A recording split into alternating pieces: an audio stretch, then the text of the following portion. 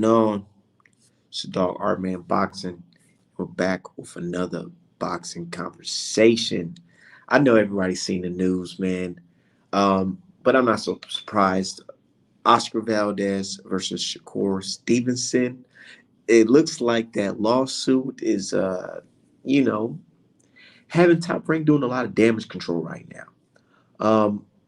Shout out to everybody else already in the chat. He said we're gonna talk today. Hell yeah, we talking today, man. Look, we talking today. Check this out, man. Damage control. That's damage control. We all knew that Bob Arum and Top Rank was trying to make Navarrete versus Oscar Valdez, and they're going to make Shakur Stevenson versus Burchill. A fight that we didn't want. But now that Top Rank is being sued for racial bias, you know, they decided to say, you know what? Let's actually do our fucking job, which is try to promote the best fight possible, even if it involves a black American that's cocky and very skilled that you don't like. Come on, man. Said they took Valdez off that NBLF immediately. Now my youngest gonna smoke Valdez. We smoking Valdez pack tonight. Valdez pack tonight, man. I know Valdez fans are pissed. I know Valdez fans are pissed right now, dude. I know Valdez fans are fucking pissed right now. I know they are pissed because you gotta think about it. This is not something that they wanted. They didn't want this fight. Or they would have been screaming for it right after Shakur Stevenson beat Herring. But notice they didn't scream for it. They didn't even want it. They didn't even talk about it. Nah, we don't want it. We want Navarrete.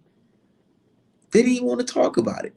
But now they're in a situation where they're forced to talk about it. They're forced to show us that they are Valdez fans. And no, don't try to go hide it now. We see you. We see you. And yes, that is your team. Like you say, the Reynoso team. Let's see what the Reynoso team got against Shakur Stevenson, cuz. Let's see what they got, man. Said, said my doing the debate tonight. I don't know. We'll see if my dude Polo come through. Said they didn't want Stevenson or Navarrete, but both smoke Valdez. Man, it's going down. It's going down. Hold on, let me share this link to let everybody know we are live on YouTube. Man,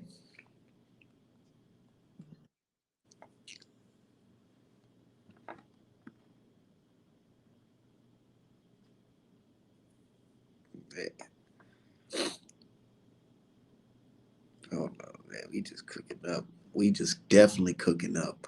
Let me share this link and let people know we are live on YouTube. But I'm over here just rolling up, man, and just cracking up. Man, the fact that this just came to everybody's surprise out of nowhere is just super funny to me. But I was calling it.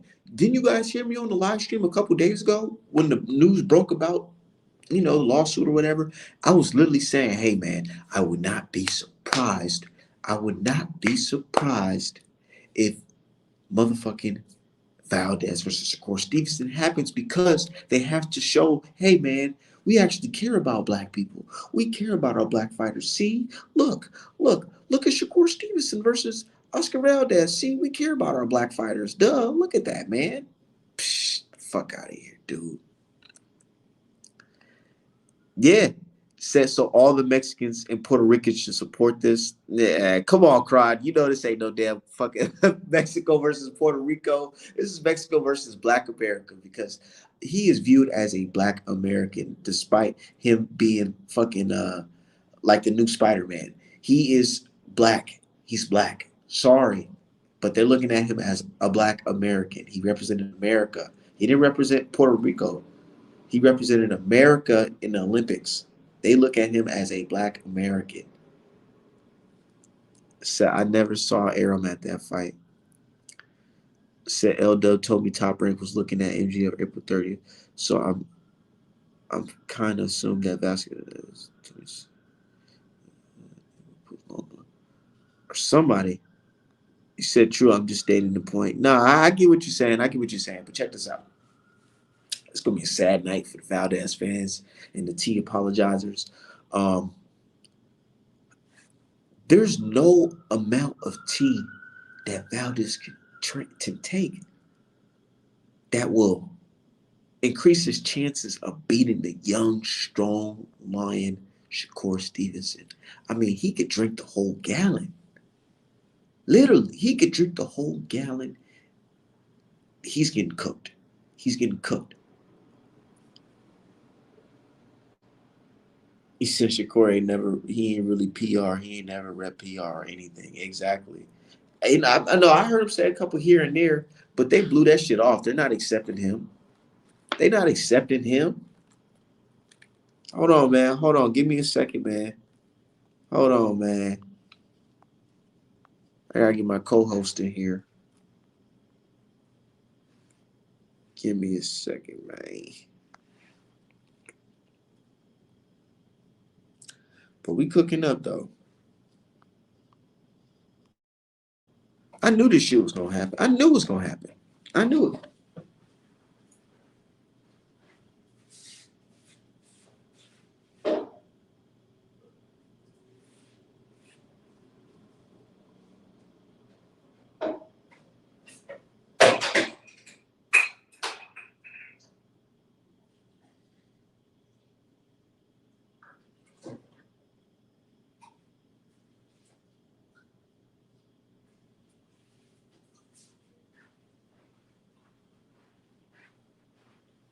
Yeah, man.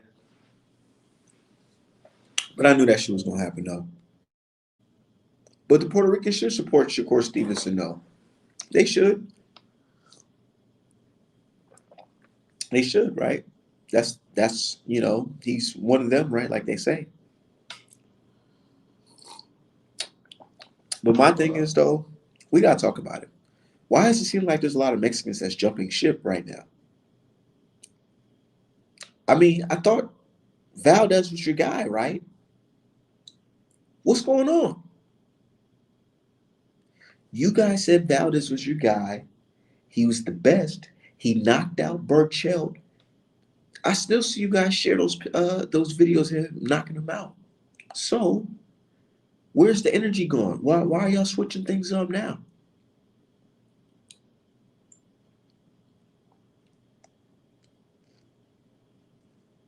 So America should support Shakur. I know I support Shakur. I've been supporting that dude for a while now, man. But I'm gonna keep it 100 with you guys. The very first time I seen Shakur Stevenson really, besides that Dante Boxing Nation video of them sparring, him and Devin Haney, was the video of him crying after the Olympics. And I'm not gonna lie, that did rub like a bad taste in my mouth. I was like, I don't know about that one, man. What you out here crying for, dude? You know what I'm saying? Take that loss and keep it going, my G.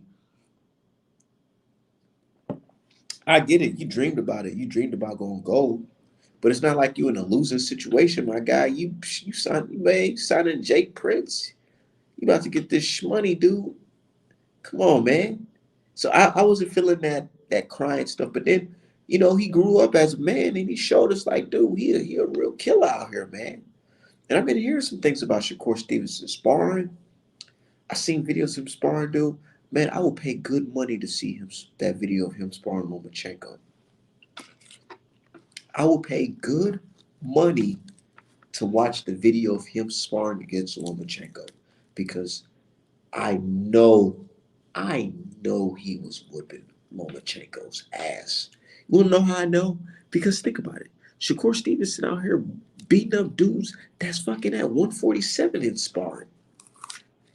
And you want to tell me that this fucking dude who lost in the second pro fight against a fucking Mexican Uber driver, you want to tell me that guy gave Shakur Stevenson problems in sparring? Fuck no. I seen the picture. Y'all seen the picture? Y'all seen the picture? I don't know if y'all seen the picture of Lomachenko and Shakur Stevenson, but you put them right next to each other. Shakur Stevenson got the biggest, cheesiest smile on his face, and Lomachenko look winded. He looks winded. If y'all know that picture I'm talking about, send it to my DM so I can show everybody in the chat. Send that picture to my DM on Twitter if y'all know what I'm talking about. It's the picture where Lomachenko, he has his arm on Lomachenko. Lomachenko looks fucking winded. And Shakur Stevenson looking like, nigga, I can go 10 more rounds. What's up? Said type in his fights. It said type in his fights at the Golden Glove. Shakur been nice for real. That boy giving motherfuckers hell at the Nationals at 123. He was 19 years old, kid repping his country. It was his first international loss with the gold medal. Floyd cried too, and Floyd said, "I'll never lose again." And didn't Shakur? That's the same. Hey, that's real shit though. He said he'll never lose again, boy. I'll never let these people rob me again. I respect that. I respect that. Most definitely. He said Vasha said Shakur was giving him work and sparring, aka toyed with him. Ain't no snitch for him. Oh damn. Damn, he said he was working Lomachenko?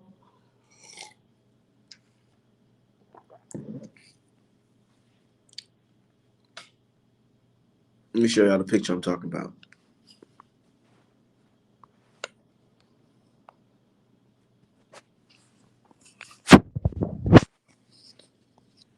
Let me show y'all the picture I'm talking about. Right here.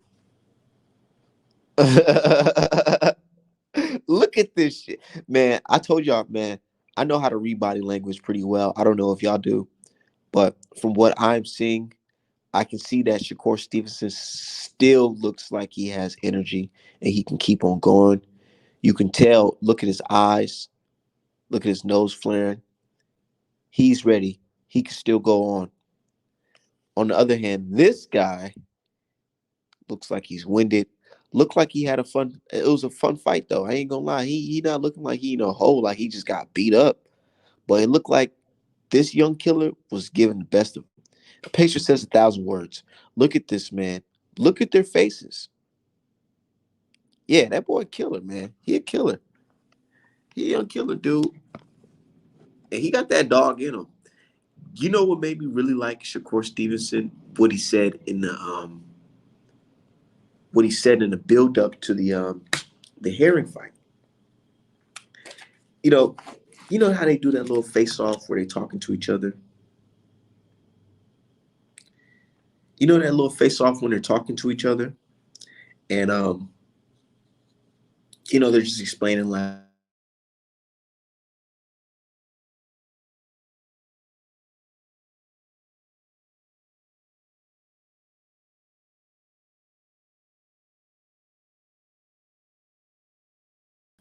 my bad, I'm getting calls and shit. But like I said, what made me really like Shakur Stevenson is when he did that face off with Jamal Herring.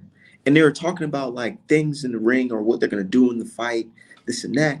And I like when he said he told Herring, he was like, basically, dude, like, you're the type of guy that needs your corner for instructions on what to do in the ring. Yeah. And I know I get it. Of course, you're supposed to have your coach in the corner with you telling you things to do. But Shakur Stevenson, he told me, he said, dude, I got my team and all, but I know what to do in that ring, boy. Like, I don't have to listen to my team for advice on what to do to you. I know what's in my head and I know what I have to do to get you out of here. And when I heard him say that, I said, oh, that boy's shark. That boy's a fucking shark. Man, I seen the picture I just posted. I just shared everybody.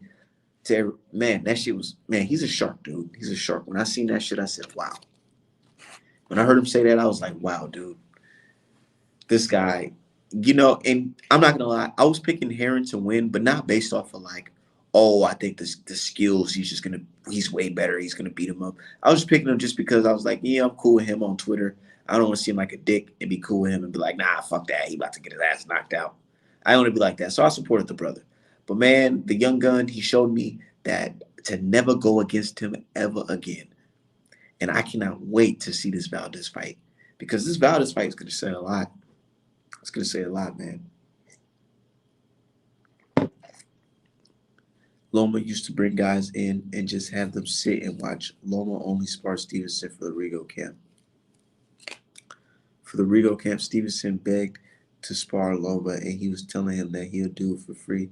And he did. Shakur work with him every day for free because he wanted the experience and worked him. Yeah, he probably wanted to do it for free because he's like, dude, let me see where my hands is at. And then you see where his hands is at, and then you notice his tweets been cocky ever since. Cause he knew what the fuck. He know what he got going on. And I'm proud of him. He's making me a proud American. I'm proud to see my boy do that. He about to smoke. Valdez pack right here. I'm getting the pre-roll right now because man, whoo, it's been a long time coming. But I know change gonna come. Boy, he about to relinquish that belt real fast. Real motherfucking fast. Woo! You thought that Valdez knockout was vicious. And it seems like Shakur Stevenson got that man strength. It's coming now. It's coming now. He got kids, nigga. He a man. Shakur Stevenson a man. He got that man strength now. You see what he did to Heron?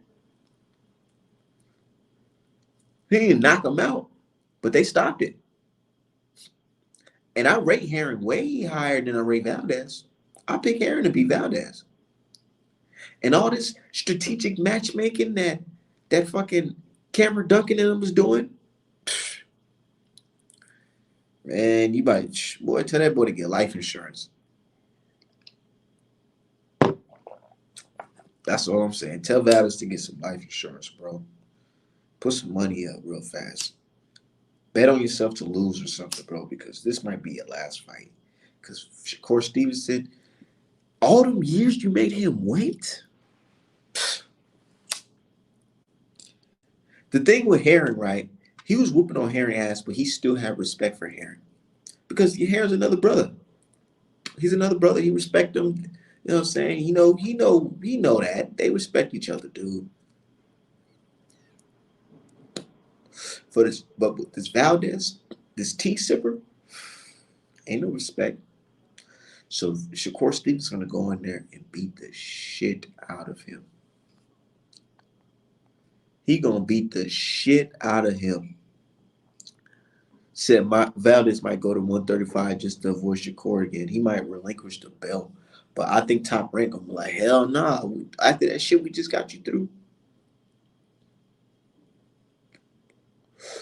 And you know what, guys? I would keep it 100. I feel like Valdez knew that he fucked up during that drug cheating shit because he knew that even though I got off on this shit, I'm gonna have to pay. Top Rank just don't give you fucking get out of jail free cards like that. I don't know. Now it's time for you to get fed to the wolves. Ooh. Damn, Shakur, Valdez. What was your biggest win? Burchill? That has an asterisk over it because you popped dirty? So I posted a clip of round 2 from Shakur versus Jamal. Shakur legitimately landed unanswered powerful shots for 2 minutes straight. And the worst thing that happened in multiple rounds, I know.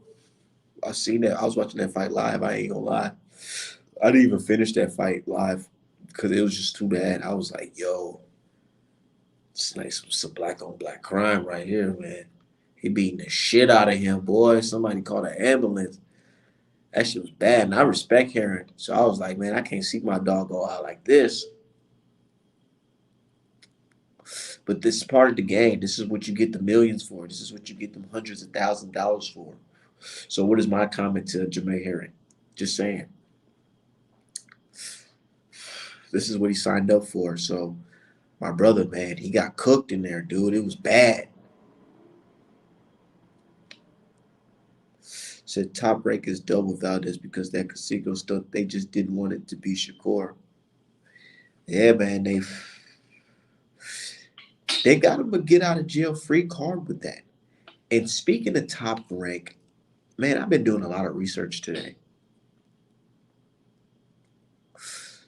I had a little time on my hands this morning, so I was doing some research on Top Rank. Man, Top Rank been accused of rigging fights and judging scorecards for a very long time. For a very long time. That Consecuo fight with Valdez was just, it was nothing. That robbery was nothing because they rob motherfuckers on higher scales than that. That was nothing.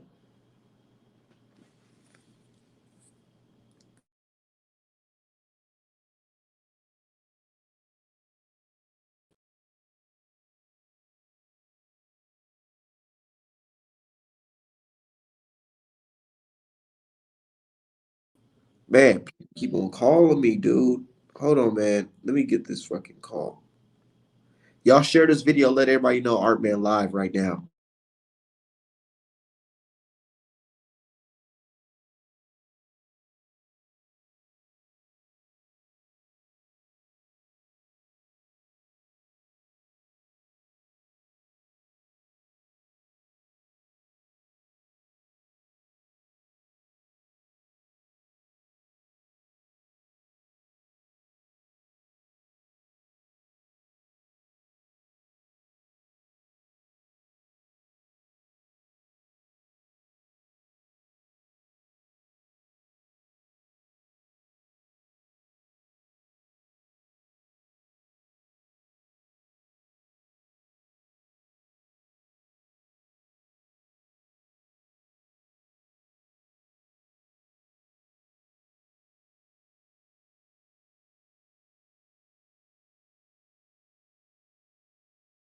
Yeah, my bad, y'all.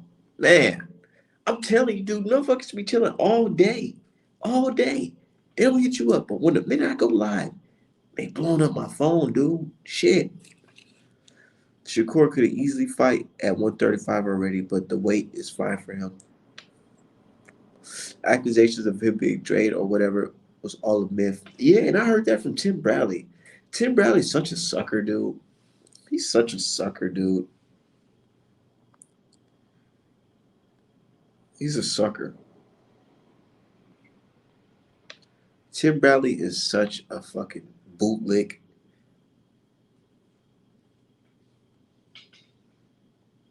He's such a fucking bootlick, man. Shit.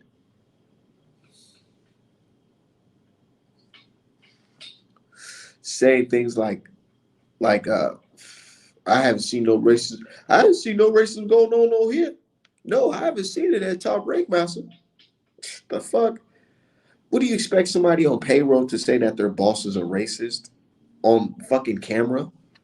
What, so they can get fired next? The fuck? Come on, bro.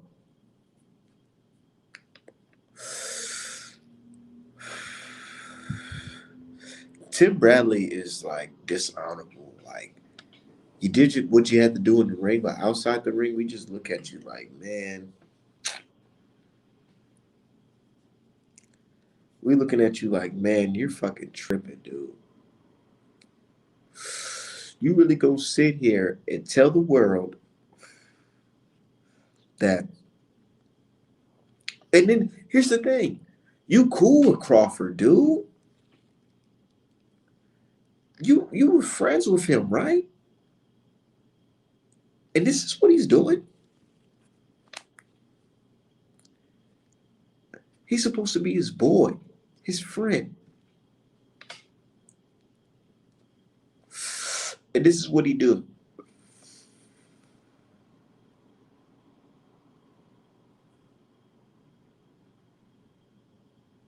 You see that right there, what Vivi just said? It says, especially because he is defending the guy that said he couldn't sell pay-per-views because he was black.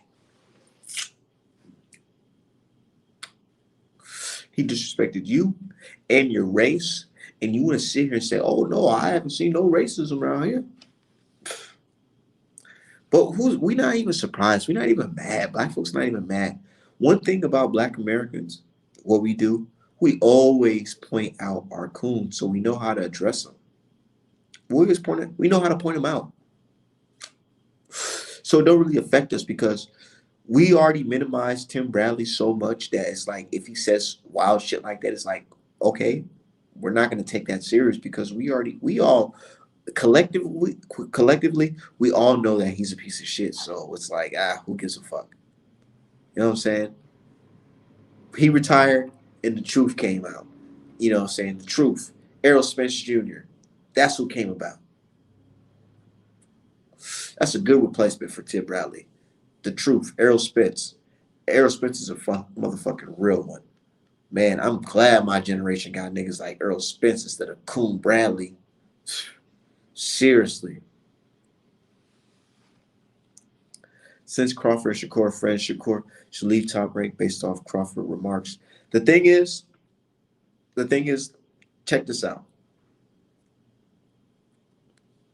Shakur Stevenson, he's doing the right thing by signing with Jay Prince. I don't know if you guys are familiar with Jay Prince, but he's a well-respected black mogul from Houston. He's doing the right thing. He's in good hands when it comes to that guy. That guy is a very, very, very, very respectable guy. You know what I'm saying? He has clout. My thing is, Top Rank, they're shady, but I'm pretty sure Jay Prince, he knows exactly what's going on and he knows how to work his way through it. Remember, Jay Prince is the guy who, you know, made sure he got the rest of his money from Floyd Mayweather and Lyndon Ellaby, one way or the other. He made sure he got his money that Floyd Mayweather them owed him. So just let you know that guy, he gets shit done.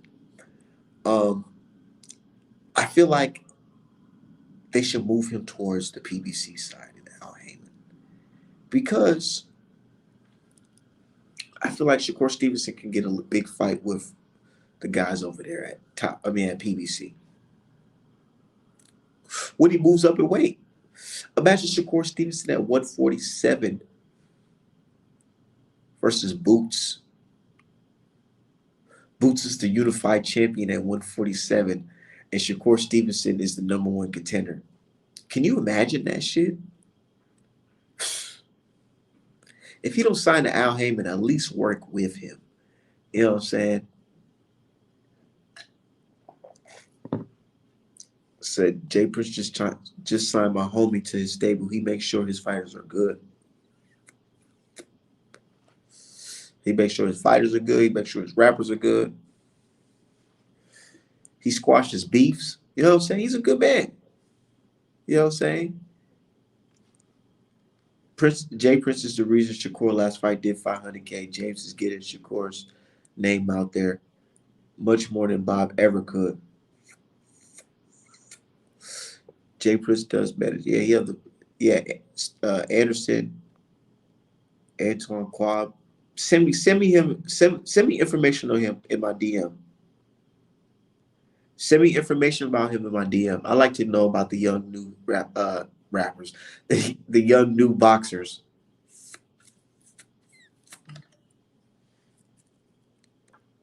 Real shit. Send me information on him. I like looking at the young boxers because we got to support the future, man. The future. And Shakur Stevenson is the future, bro.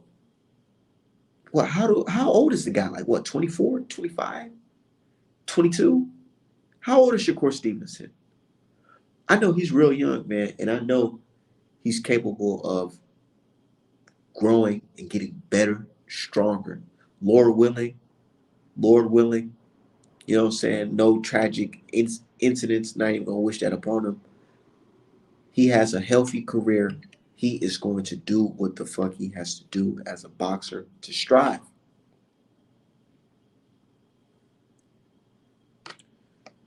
Oh, this is the dude right here. Oh shit. This is the dude, Antoine Cobb. Antoine Cobb.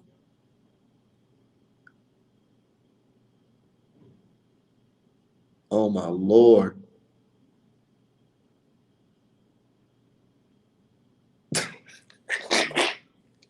I'm just watching the knockout video that you just sent me of this guy.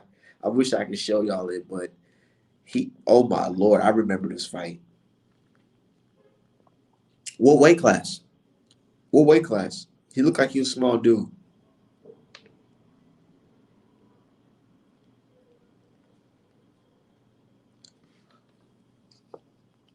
Shakur's improving every fight, not only in terms of his skills, but physically. He's becoming much more imposing, and his punches have pop, and he ain't done growing yet. And that's what I said. I feel like he already has his man strength coming. Honestly, do. Honestly, do. But, Tim Bradley, dude, he did back Bob Arum despite his friendship with Terrence Crawford, bro. That's fucked up. Despite his friendship with Terrence Crawford, he said, fuck all that. Fuck that nigga. I'm still getting these checks.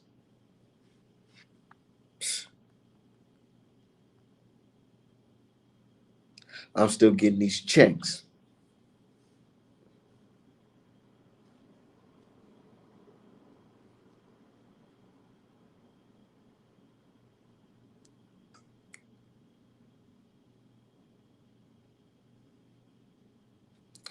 But yo, Bob Arum is a crook, yo.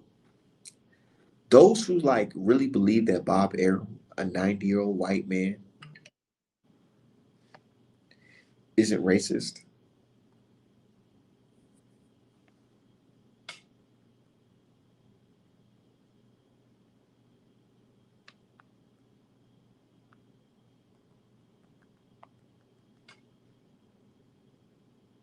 Hold on. Somebody asked what's NBF? What's NBF? NBF is a model, a business model that's practiced by Cameron Duncan of Top Rank, a matchmaker, and Bob Arum, allegedly. So apparently, when it comes to matchmaking, based off his words, uh, when it comes to building up a prospect who is non-black, the thing is they avoid matching that fighter up with black fighters because, yes, look, listen here, because they believe that black fighters are just naturally athletic, gifted fighters, where the fighter can be a random African from whatever part of the planet. And he steps in the ring with a non-black prospect. There's a chance that this nobody can knock the prospect out. And then here you have a black star. And I don't think they want to promote a black star because, you know, reading Bob Arum's fucking bio or whatever information about him, it says here that he practiced in promoting Hispanic fighters. So that NBF list has to be full in effect when it comes to promoting his bread and butter, which is the Hispanic fighter. Even though a lot of Hispanics have sued him, anyways, or left his company. But anyways, that's the MBF list. No black fighter list. He said, man, they're just too athletic. They're naturally athletic, man. They're just too strong. They're too gifted. And I get it. You're right. You're right, Bob and Cameron Duncan. You're right. We are naturally athletic and gifted. And I don't care if somebody that's non-black hears this and say, Art man, you're talking this black talk or whatever. Who gives a fuck? It's the truth. It's the truth. We're naturally athletic and gifted because of a blessing and a curse. You want to know why we're naturally athletic and gifted? Because of our genetics. Our genetics. Coming from Africa already, we already strong, athletic, built people. You know what I'm saying? But when you bring that here to America, the African that was created in America, that was literally created in, you know how they breed dogs and breed all type of animals to make a stronger animal? That's what they did with Black Americans. They literally bred us like animals, and they made sure that we're the strongest, whatever, because they want us to, do more labor, faster labor. You know, they just wanted to make a stronger human being that was going to be able to do more work for free. And what that did was create a bloodline of just naturally strong, athletic, gifted Black people, Black Americans, foundational Black Americans. And it's the truth, man. You know what I'm saying? It's reason why we got guys like Deontay Wilder, where the motherfucker could just jump in the ring at age 21 and is the strongest puncher in fucking boxing. Imagine how many Deontay Wilders there are in the world who's not in the boxing ring. Exactly right. Look at LeBron James. Just naturally strong, big, athletic dudes, man. It's fucked up. It comes from slavery, but this is what happens. We're a product of what America created. So you got to deal with it. And the reason why we dominate in these sports, and Top Rank knows this. But the thing is, when it comes to Black folks dominating sports, they always have to put like a cap on it. They got to make sure that we're in our place. They don't want us to be loud and boisterous. You know what I'm saying? Even in boxing history, in the early days where Black fighters were allowed to fight white people to become champions, they told them fighters you can't celebrate after beating a guy. Crazy, right? People think racism in boxing just disappeared, but this shit's crazy. They literally used to tell Black boxers back in the day you couldn't celebrate after you beat somebody. But today, our brothers, we celebrate. We say things like, we took your belt and we took your girl. You know what I'm saying? They mad. They don't like that shit. And it boils down from history. They always didn't like that shit. Where Black fighters were confident, cocky. They don't want another Floyd Mayweather. I'm going to tell you right now. Matter of fact, they do want another Floyd Mayweather. But they don't want a Black Floyd Mayweather. They want a white or a Hispanic, Latino Floyd Mayweather.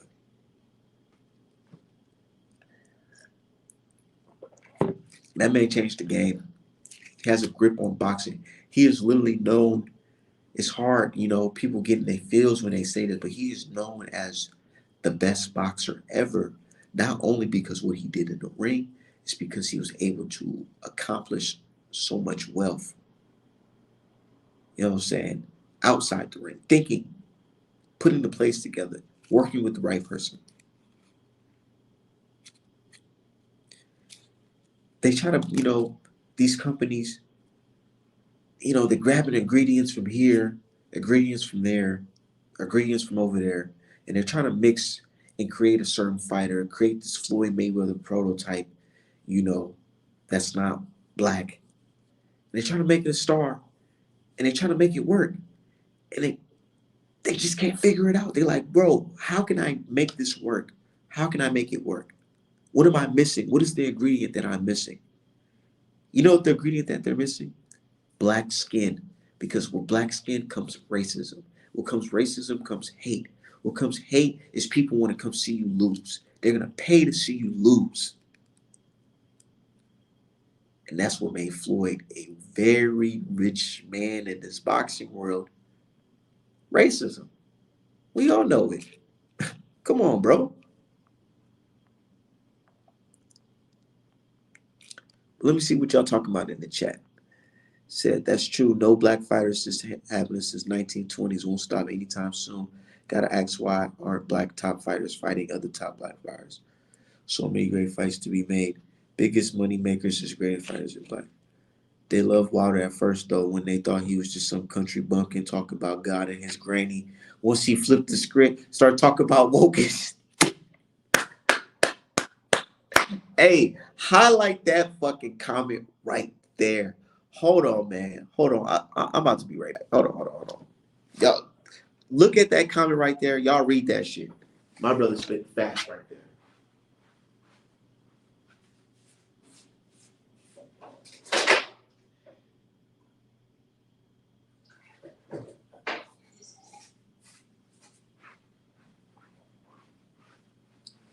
Hold on, cuz. Let's read that shit over.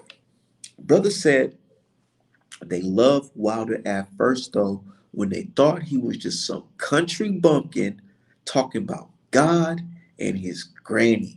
He flipped the script and started talking about woke issues, and they turned on him. That's the fucking truth. And that's the story I'm going to tell my kids and grandchildren. Straight up. I don't care about their history that they're trying to say, oh, Tyson Fury just beat him fair and square 3 times, 2 times, whatever. That's not what really happened. What really happened, guys, is Wilder, they loved him at first because, yes, he comes from a Christian background. You know, his father's a pastor. So, of course, they're like, oh, big country dude from where? Alabama? Psh, psh, you know, ain't no education down there from good Negroes down there. Ain't no good education for them. So they're like, oh yeah, he's just some country ass motherfucker who loved Jesus and his mama. You know what I'm saying? Right? Until he started talking. He started reading them books. Oh no, they ain't like that. Wilder started reading the books. He started seeing things, you know what I'm saying? Hearing things. Colin Kaepernick, Ferguson, you know what I'm saying? He started seeing things instantly connected with the ancestors. The brother getting smart. Tyson Fury talking about some of my people been persecuted. You know, the gypsy people, they've been through this and been through that. Wilder sitting there like, hold on. And y'all just eating this shit up? Wait. What the fuck are y'all talking about? My people been going through so much shit, nigga, and we still fight to this day, nigga. That wasn't no script. That wasn't part of the promotion for the fight. That was, man, now, bro, this ain't no, that's not even no boxing shit Wilder was talking. It's real life, what's going on to our people. And when he said that, man, they was looking at him like, oh no, oh no, hell no, hell no, we can't let this guy be in position to win all these belts and be the undisputed champion. And he's everything that we hate. We say that he's unskilled. We say that he's, you know, he hasn't fought nobody. We can't put him in a position where he's getting all the fucking belts. And people gonna sit here and say, oh no, that's not true. No, how can they conspire against Wilder? Come on, bro. I'm not dumb. I know boxing history. I just read multiple articles about cheating and corruption in boxing from the specific company Top Rank. Um, it was perfect. The setup was perfect. How they got Wilder was so perfect, bro. I'm gonna keep it 100.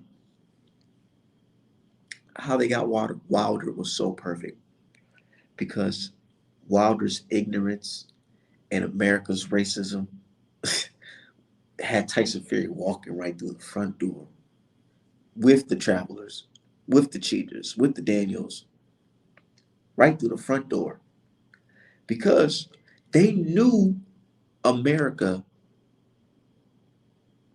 if a white dude was going to be our champion, we wouldn't question it at all, especially if he's talking about to this day. When I say we, I'm not talking about us black Americans. I'm talking about the white Americans, the racists and the foreigners that live here. You know what I'm saying? That hate black people. They didn't question it. They didn't question it at all. Yes, I think it was yes. No, it wasn't yesterday. The day before yesterday, had somebody from Australia on the live chat, and he's sitting there, and he's all the way in Australia, And he explained it. He's like, yeah, man. Yeah, mate. Looking at it from Australia, man, they cheated Wilder. They don't want black people to strive. They literally cheat Wilder. I don't see how anybody can say that was not a cheat. You can clearly see the gloves. You can clearly see the dent in his face. I don't even know why the third fight even took place. And I'm over here like, damn. So you're telling me somebody from thousands of miles away can see this shit that's going on in this country. But you guys are right here telling me that y'all don't see this shit? Come on, bro. They see it. They know Wilder was robbed. They knew Wilder was robbed of history. But it's all good. Our brother will bounce back. They only make it Shakur and Valdez because of that Crawford lawsuit. Of course. We spoke on that. Of course they doing that shit.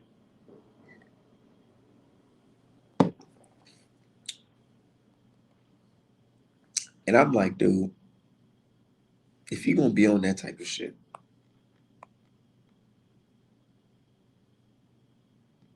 oh God.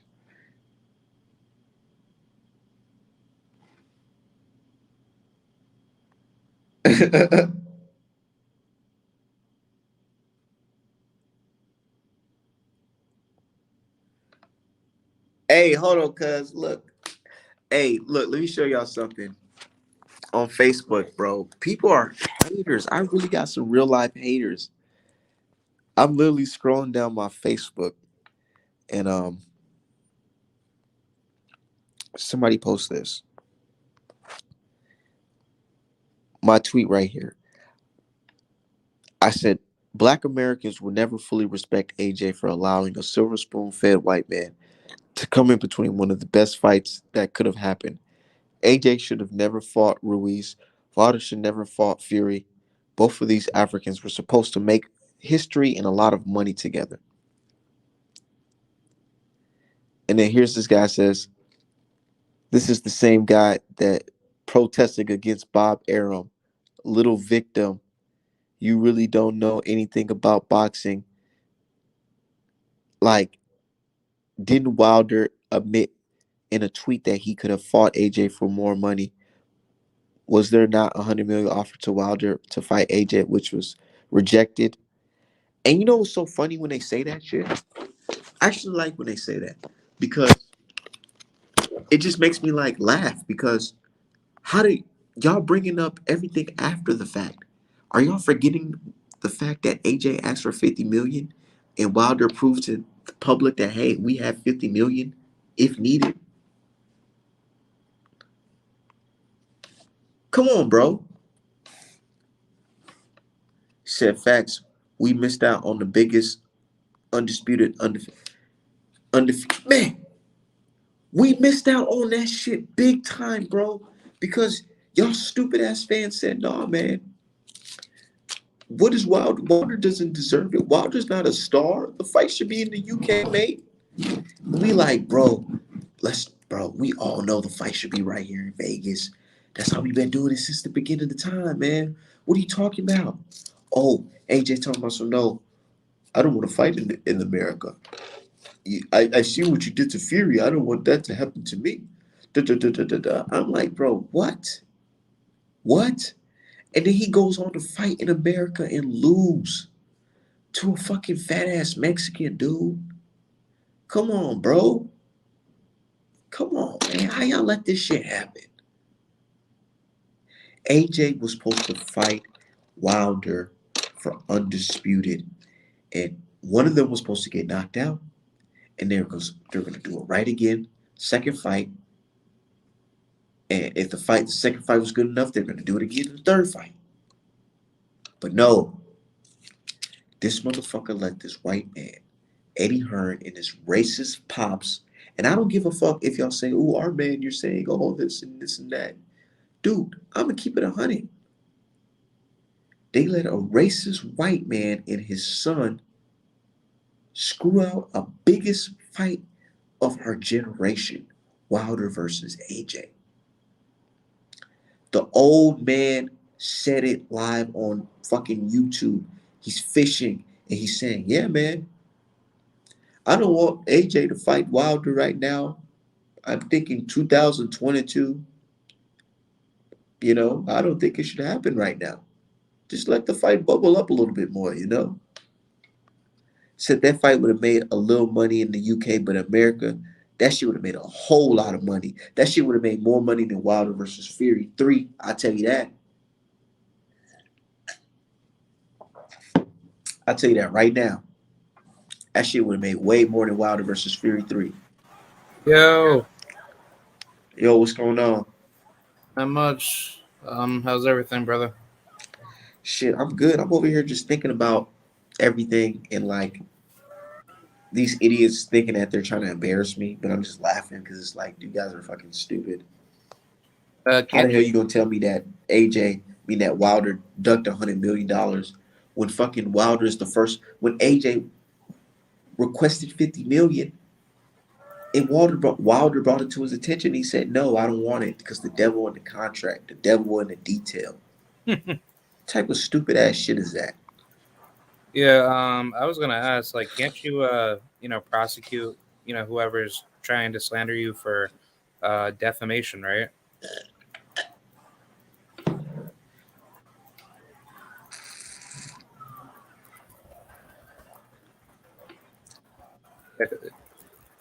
Because I believe, that's a defamation by definition.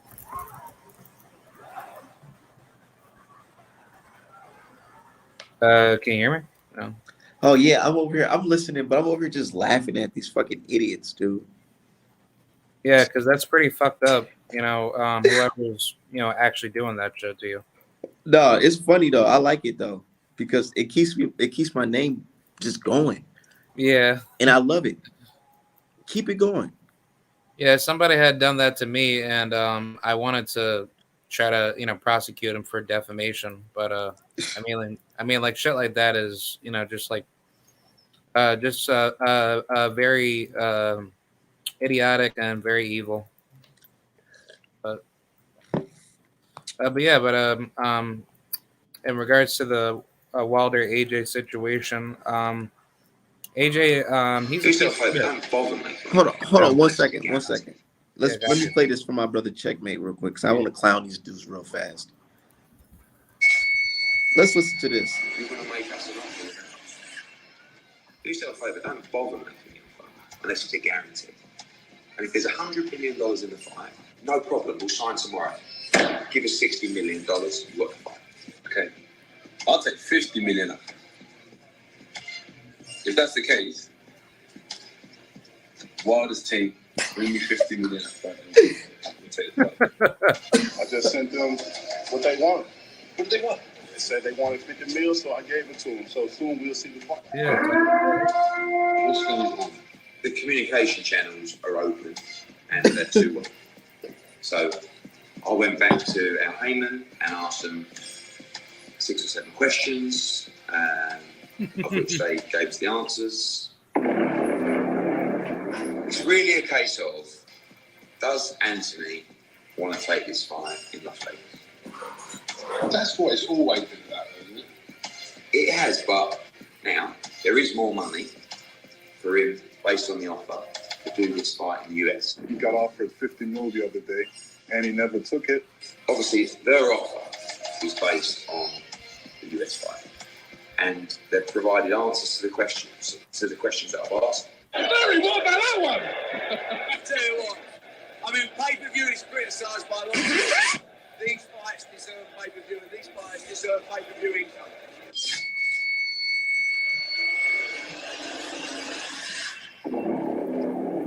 To elaborate, yeah, all the money's in America. At the moment, there is considerably more money to fight in America than there is in the UK. There's a lot more money to fight in America. Therefore, every fighter wants to fight in America. Joshua called him a lanky piece of shit. Because he keeps avoiding people. They don't want to. Listen, he's still wanted 50 million to fight Wilder. Wilder gave him 50 million. Why did he fight him? Look at Deontay Wilder. Yeah, for Joshua 50 million. That's what he take it. He sent an email first. Listen, I've been out in America, and I know from real source that seeing that the money was there. I'm asking questions, I'm getting replies, and Checkmate.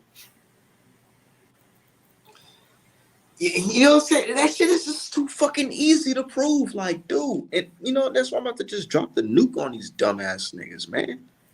Jesus Christ. Come on, bro. Yeah, AJ fans are pretty dumb. Very. Yeah, I really wish AJ had taken that fight because like now it kind of just makes him look more dumber. And Deontay Wilder, he should have been undisputed a long time ago. So Real shit. What you feel? What happened last night, man? Let us know what happened last night. Let everybody know that you were at the fight. yeah, last night was awesome. I ran into Erickson Lubin, and I could have sworn I saw Timothy Bradley at the fight, but I think somebody had told me that he probably does commentating online, but I'm not so sure because I didn't see him. I saw that Hispanic news broadcaster or the top ranked broadcaster. I believe he's a commentator. I think his name is Marco Rubio, and I saw Mark Kriegel there too. But nah, it was good. I mean, the card was like bullshit. Of like, I probably say that the only good fights there was Abraham Nova, Jahai Tucker, and Troy Isley and Omar Rosario. I just basically left after the co-main event, and you know, that was pretty much it. I ran into Lubin. I only talked with him for a couple of minutes because I believe he had to go. But I was a bit nervous because I didn't have really anything, properly, formulated in my mindset to, say anything to him. But nah, but I was like very happy to have talked with him. And I think he was mainly there because he's connected with Mr. Steve Geffred that fought Joe Smith Jr. on the main event. So I think that was like the only reason why he came all the way up here to go to that fight. But yeah, I just told him that I appreciate your skills and I think you're a very good fighter and I really hope you make a fire and I know you will. And he appreciated that. And I mentioned Conor Loco and Nestor Bravo to him, in which he knows Nestor Bravo because him and Nestor are like childhood friends. So either way, I'm pretty sure somewhere down the line, me and Lubin will probably talk with each other sometime in the future. But yeah, but I was very happy that I went to that fight because you never know who you're gonna meet, and I was actually very happy that I covered the fights on my channel. If y'all want to go check it out, obviously that the quality wasn't as good because I did most of the fights on my StreamYard, and then I switched over to YouTube to have better Zoom, on my phone to cover the fights, and then after that, yeah, I pretty much dipped after the co-main event. So Real shit. yeah, but did you watch the fights? I saw you and D. Hell no. I ain't watched that. That Nova, man, I turned that Nova fight off and turned on motherfucking what's that movie called? Avengers. I ended up watching the Avengers because I was like, man, fuck this card. This shit is whack. But then I watched the Joe Smith Jr. card and it was decent, but I was just like, yeah, Joe. Honestly, Joe Smith Jr. didn't.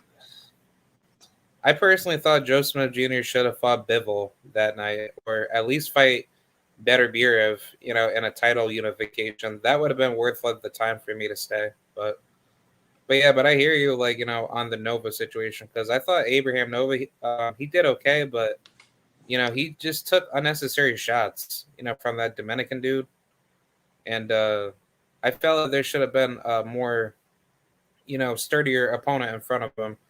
But I understand that that's how Top Rank usually does for last minute replacements. And I don't know if you realize, but Vivas, for some weird reason, pulled out of the fight, and he got rescheduled to fight on a different date. So therefore, he wasn't even going to fight Nova in the first place. So at that situation, what do you do at that point when you don't have like a fight lined up, right? Yeah. Yeah, so So they trying to set up that Canelo versus Joe Smith Jr. card so damn bad. Yes, the fuck they are.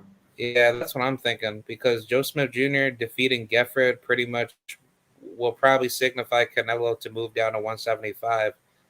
But I don't even think Canelo will probably even want to fight Joe Smith Jr. I think if anything, Canelo's going to try going after Bivol because the only reason why that I say that is because Bivol, he's more vulnerable with a lot more disadvantages as far as boxing like ability. But if Canelo can work to Bivol's body and break him down late game, I think Canelo can stop him. But I don't know. Like, I mean, Bivol, he could hit hard. Like, Bivol does have power, but it's not as powerful compared to Beterbiev. I don't know if you can agree with that, right? Yeah. I mean, Lubin, man, you know who I want to see Lubin against? Lubin against, what's his name? Fedor. What you think about that? I should have asked Lubin that when I saw him, but I believe he's fighting Fundora in March or April. And I think he's probably going to be on the Errol Spence card, honestly. That's just how I actually see it. But yeah, I definitely want to see that fight because from what I actually heard, I believe the WBC actually ordered that fight too, because they actually did state that Fundora and Lubin, they're going to fight each other for the WBC title eliminator. So whoever wins that fight will automatically become the mandatory between the winner of Charlo and Brian Castano. And then, let's just say if Castano and Charlo, or Castano or Charlo move up to 160, then that means Lubin, he's just basically next in line to go for the WBC vacancy. So, if he beats Fundora, in which I think he will, that's going to be amazing. So I really hope Lubin does actually win because I don't think Fundora is that good yet. And I just think, his style is just all wrong for him to win that fight.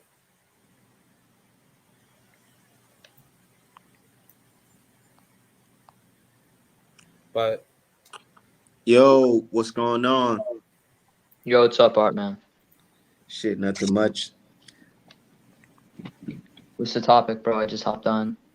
Shit, we're talking about Shakur Stevenson. Let me ask you, what do you think, Mighty Max? Do you feel like Shakur Stevenson getting in this Valdez fight is damage control?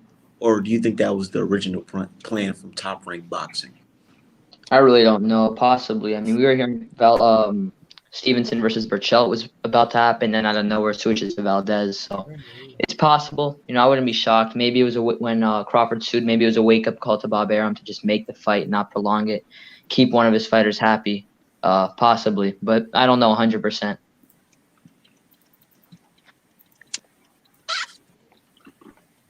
In fairness, I do think it's that, and they realized Burchell can't make 130 anymore because before the Valdez fight, Burchell's camp legitimately feared that he was going to die from the weight cut.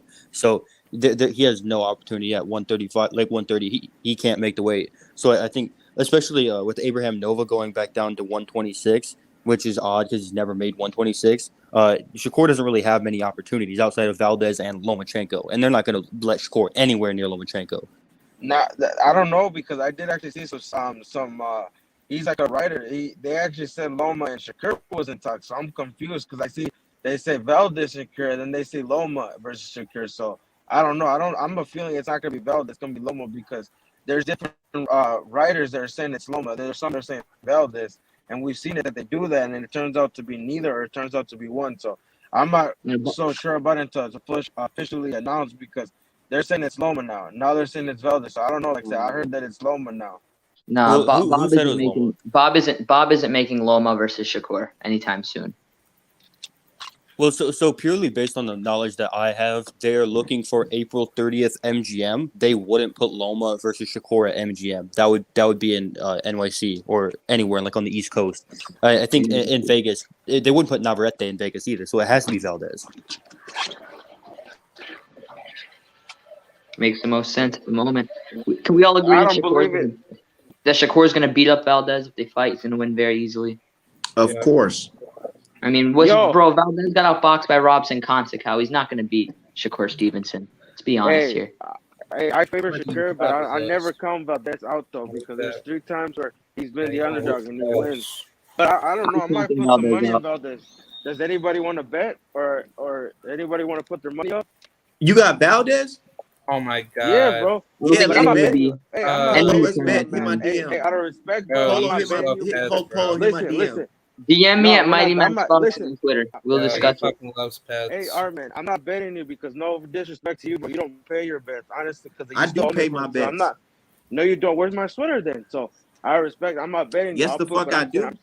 where's the Yes, sweater? the fuck I Where's do. the when There's Caleb somebody Plant wearing a versus Canelo Canelo? hoodie right now. Bro, I've been waiting for it. So I There's a nigga wearing respect. a I don't Canelo. know. Nah, you just mad because I ain't, bro. You just mad because you don't have a Canelo hoodie, bro. Just tell the Bro, truth. we You bet just it. mad you Bro, don't we got a literally. Canelo I got hoodie, bet. man. We literally bet it. We literally bet on the Canelo Plant fight, and I'm still waiting on the hoodie. So I don't All know if I respect trust to you no you, more. but you would be like if you bet Valdez beating Shakur Stevenson, you're just fucking giving away money because we're talking about the Oscar Valdez that struggled against Jason Velez, struggled against Adam Bro, Lopez, struggled against Holson Colson, listen, Hey, who this fucking lost to motherfucker's Louis Bro, trolling. that Gaethje. bro, drop this by guy, Dennis Hey, bro, he's was listen, trolling funny. y'all. He's bro, trolling I'm y'all. not He's not crazy. gonna Yeah, bet money No, on yeah, he gotta no, Valdez. be listen. trolling. Of I course not. literally put money, bro. That I'm saying is because I'm still waiting on the hoodie. You haven't paid it out, so I'm saying I don't know if I trust you with Wait, that bet because I'm Bro, still I don't waiting know on what it. hoodie you talking wait, about, hold bro. on, hold on, hold Bro, on. I literally you Hey, bettered me. You hey, said what's I your got you with username? the hoodie, I don't know what hoodie you bro. talking Wait, about, what's your bro. Bro, username, you was bro? like on the Plant Canelo fight. You said if Plant wins, send me 100. If you win, I'll send you the hoodie. I still never got the hoodie, bro. I don't know what you talking about, bro. It's cool, bro. That's like you don't know what you're talking about. Like I But said, if you you want want to to bet bet? on I the don't, Valdez bro. I'm fight, gonna we bet can money, do it. man. Like, yeah, That's then like I that's said, all when you I'm lose, saying. How Yeah, you bet just me, gonna bro. say you alright, want to bro. bet Like on you the said, bro, Valdez I fight bet and it, then say no, you don't want to bet no bro. more? We Yo, bet it what's on your the username? Canelo fight. We bet it Wait, on what's the. your He don't I'll got username? send you my. confidence in I'll send you my Valdez, cash y'all. app. Wait, Bro, what's your I'm telling username? you, Because I don't know what your name is. Because it just says I'll P send on you the my screen. cash app.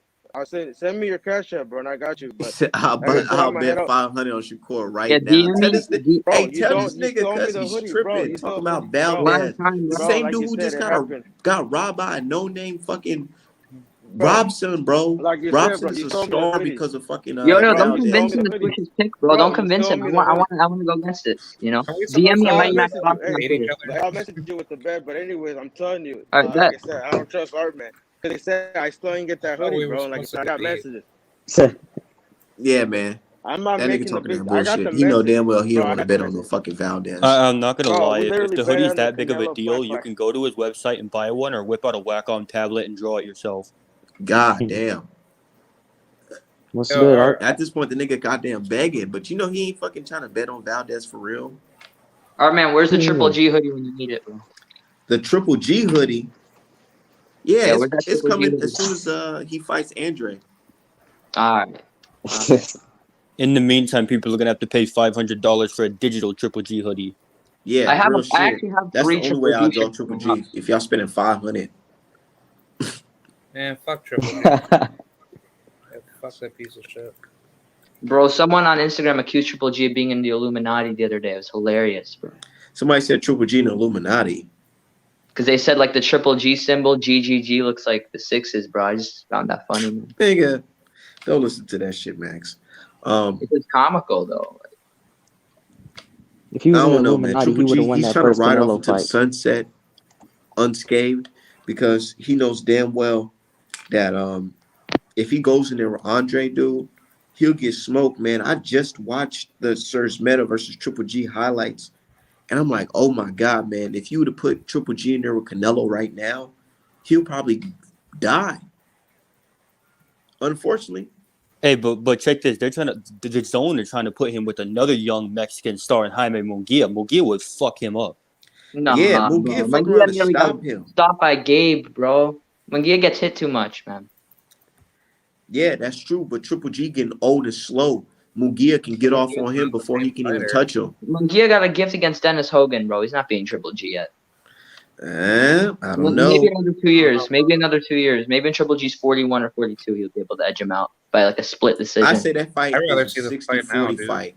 I got Munguia in that fight, I'd rather see the 60-40. fucking fight now. Just give it to him. Yeah, just give it to him. I wouldn't Yeah, have an just like when Abraham Nova called out Emmanuel Navarrete. Everybody that supports Navarrete was saying Nova would get knocked out. Well, if it's that fucking easy, then go fucking fight him, because it's like Navarrete has never fought anybody bigger than him or just as big as him. You know, every single fucking fight has always been up against guys that were pretty much either smaller or people that don't have the power to keep up with him. I mean, but Abraham Nova's a fucking weirdo to begin with because A, he's dog shit. Like, let's clarify that. Like, he's Wait, fucking what? terrible, right? But Abraham Nova's dog shit? yes, he's fucking terrible. But he's also a fucking weight bully. He should be at wait, 130. So wait a minute. So wait a minute. What? So wait a minute. If he's a fucking bum, then why isn't he getting beat up yet? Because his team isn't getting him in positions to get a title shot. But check this. He's been wanting a title shot for quite a long time, dude. Yeah, he wants a title shot so bad he keeps fluctuating in weight.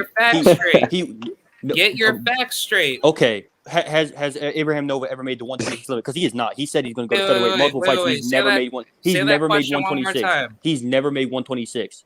He's a weight bully. He should be at one because he should be at 135. 126 no, he's because not. At 130 he cannot get any of those big name at 130 he's going down to 126 because he knows he gets smoked at 130. He should be at 135. But he's a fucking weight bully. No, guess what?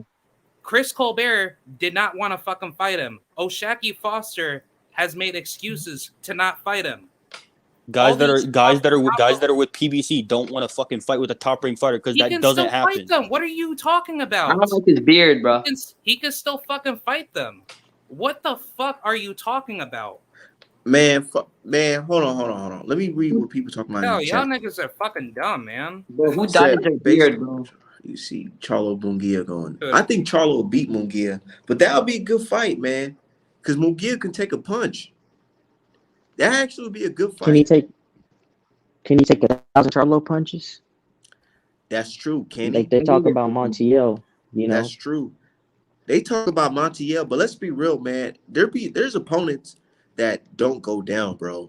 No matter how hard you're hitting them, bro. There's some opponents, unless you're Wilder or whatever, but there's some opponents that stay up, dude. Is Tank trash because he didn't knock out fucking what's his name? Cruz? Pitbull Cruz. Yeah, because he is he trash because he didn't knock out Cruz? Hell no. Said Charlo versus Munguia. Charlo wins a hard fight, but Charlo gonna touch him up with that jab, most definitely. He'll knock him out. I feel like he'll knock Munguia out. I think people overrate Munguia. People overrate Munguia. He's fucking garbage. I went 12 rounds and lost a few and got buzzed against a washed Gabe Rosado. I don't care what he did against Danny Jacobs, man. That Danny Jacobs looked like a shell of himself. The same Gabe Rosado is getting dominated by David Lemieux 5 years ago. I think people are overrating Munguia right now. And it's funny because Rosado was talking about fighting Andre, but first of all, why didn't you fight Andre before you fought Munguia? Second of all, he gets shitted on for that. They don't shit on Munguia for fighting fucking Rosado, but I know they would shit on Andre for that shit. So Munguia's ducking Carlos Adames right now, bro. He's trying to fight Demetrius Ballard instead of a WBC final eliminator against Carlos Adames. He's fighting Ballard because Adames isn't ready. So I can't wait a couple more months, bro, and have that WBC eliminator. Oh, okay, so if you're in Munguia's shoes, would you just wait a few months, or would you go fight some fucking can in your hometown? I would wait a few months because you get no benefit of fighting that can. What benefit do you get? You're fighting. Jaime Munguia hasn't fought in his hometown in years. He can fight in his hometown against Carlos Adames in 2 months. No, because that fight you have to put it somewhere where Munguia is going to generate a lot of money, and that would be like Texas or SoCal. I don't think it's going to Munguia shoes. He ain't fought Charlo and Andrade yet either. So. Yep. I don't think that fight would need that much money generated, bro. I think it'd be fine in his hometown against Adames. Well, when you put it in comparison to Munguia, who generated like 700,000 against Rosado, like it's a big difference. I mean, I just don't understand why you'd rather fight a light touch than wait a couple months for a final eliminator to get a title shot if you win. I don't get it. Well, he ain't trying to fight Charlo or Andrade, so he ain't trying to fight Charlo or Andrade. So what makes you think he would want to fight Adames? Triple G that much. He's not pushing for a Triple G fight either. Who's he pushing to fight? He pushed for a Triple G fight years ago. Did he? Yeah, he did. Triple G went another way, just like Triple G went another way for Andre. Triple G straight up told Andre, "We don't want to fight you. We want to go a different route." Now he's fighting a fucking can, Ryota Murata. Murata got a belt. I thought that Murata's fight a was fucking killed bum, off. That's bro. it. He Come lost on, to man. somebody from my city that fight. that we don't even claim. That fight is Murata fucking. would be Murata Andre's is fucking garbage, best win at though. 160, bro. Yeah. Murata would be Andre's best win at 160. No, That's a he fact. no, Who gives a no, damn? no, That nigga no. is Yeah, trash, Murata bro. never even beat like He a is trash. certified. He's never beat anybody, dude. He beat Who's Endom Andre's and opponent? Brandt twice after Wait, losing what? to both of them. You What? guys say that. Hold on, let me talk for a sec. You guys say that Murata wouldn't be Andre's best opponent at 160. Who would be better than Murata that Andre's beaten at 160, and who have those guys fought? Charlo. If Andre's Dumb fought Luck can Charlo? get his When sorry did ass in Andre the fight ring, Charlo? then When did Andre fight Charlo? I think Liam Williams would beat No, they Murata. say that Charlo. I don't would think be he would. better- I don't Charlo think he be a would. way better opponent. I just Murata's just not that good. Let's be real. Yeah, He's just a that's belt the holder. Just because you're a fucking champion does not mean that you're good. There's plenty of champions in the sport of boxing that are not fucking good. Murata's They're pretty not decent. champions, Scrod. They're Have you guys title ever watched holders. the Ty Ryder Murata fight, or are you guys just going off a box rec? I'm going off Murata being fucking terrible, and I'm going off him getting Have you watched any smoked of by his fights? Rob Maybe, or are you Brandt. going off a box rec? I'm going off him getting smoked by So Rob you're going Brandt. off a box rec because No, I'm going off him getting smoked by If you Rob saw any of Brandt. his fights, you tell me you saw one of his fights, but You can I saw him get smoked by Rob hold up. Brandt. You can look at Murata and see that this dude isn't just looking at his how he fights and see that he ain't it. Have you Yeah, seen any of his style's fights? not there. His Have you style's seen not any of his I fights? just said it. I just said you can look at him and see that it's You not can it. look So at it, yes, but have you I looked have. at it, or are you just telling me? Dude, that does Bro, not we make can any all fucking see How- that how about- shit, man. All right, which Murata Exactly. fight? How the fuck? Oh, wait, Max. How are you gonna tell me? If the- Oh, you think I'm making this shit up? What the fuck would I lie about that for? No, because you guys aren't answering the question. You guys That's not What, one of you told me what would I something what would I Yeah. lie about that for? What the fuck would That's I I lie didn't about say you lied. seeing shit like that You're for? deflecting. What would I Have you lie watched about any that Murata for? fight? No, Has any what person would in I the lie panel about besides that me for? watched one Ryder Murata fight? Yo, niggas is dumb, man. I Yes, watched didn't him I get just say smoked that? by Brandt. Which one? The first or Okay, second so- fight? The fight he got fucking smoked. How did the fight The play fight out that though? he lost. He got smoked. He got He got cooked. smoked. How did he get smoked? How did the fight go? He got cooked. He got cooked. Do you even know how he lost? Like was his the only stoppage or two decision? significant wins, right? Two fights that he lost against Endom.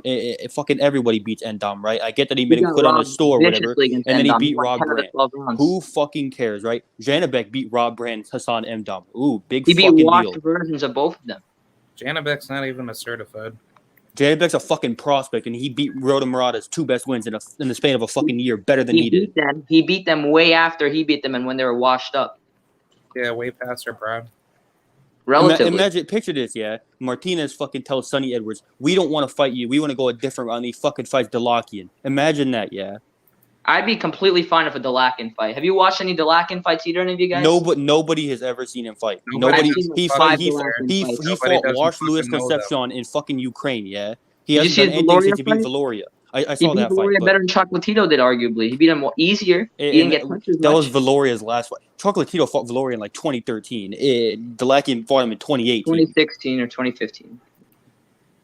I would be okay if Martinez versus Delakian. I actually would pick Delakian to beat Sonny Edwards.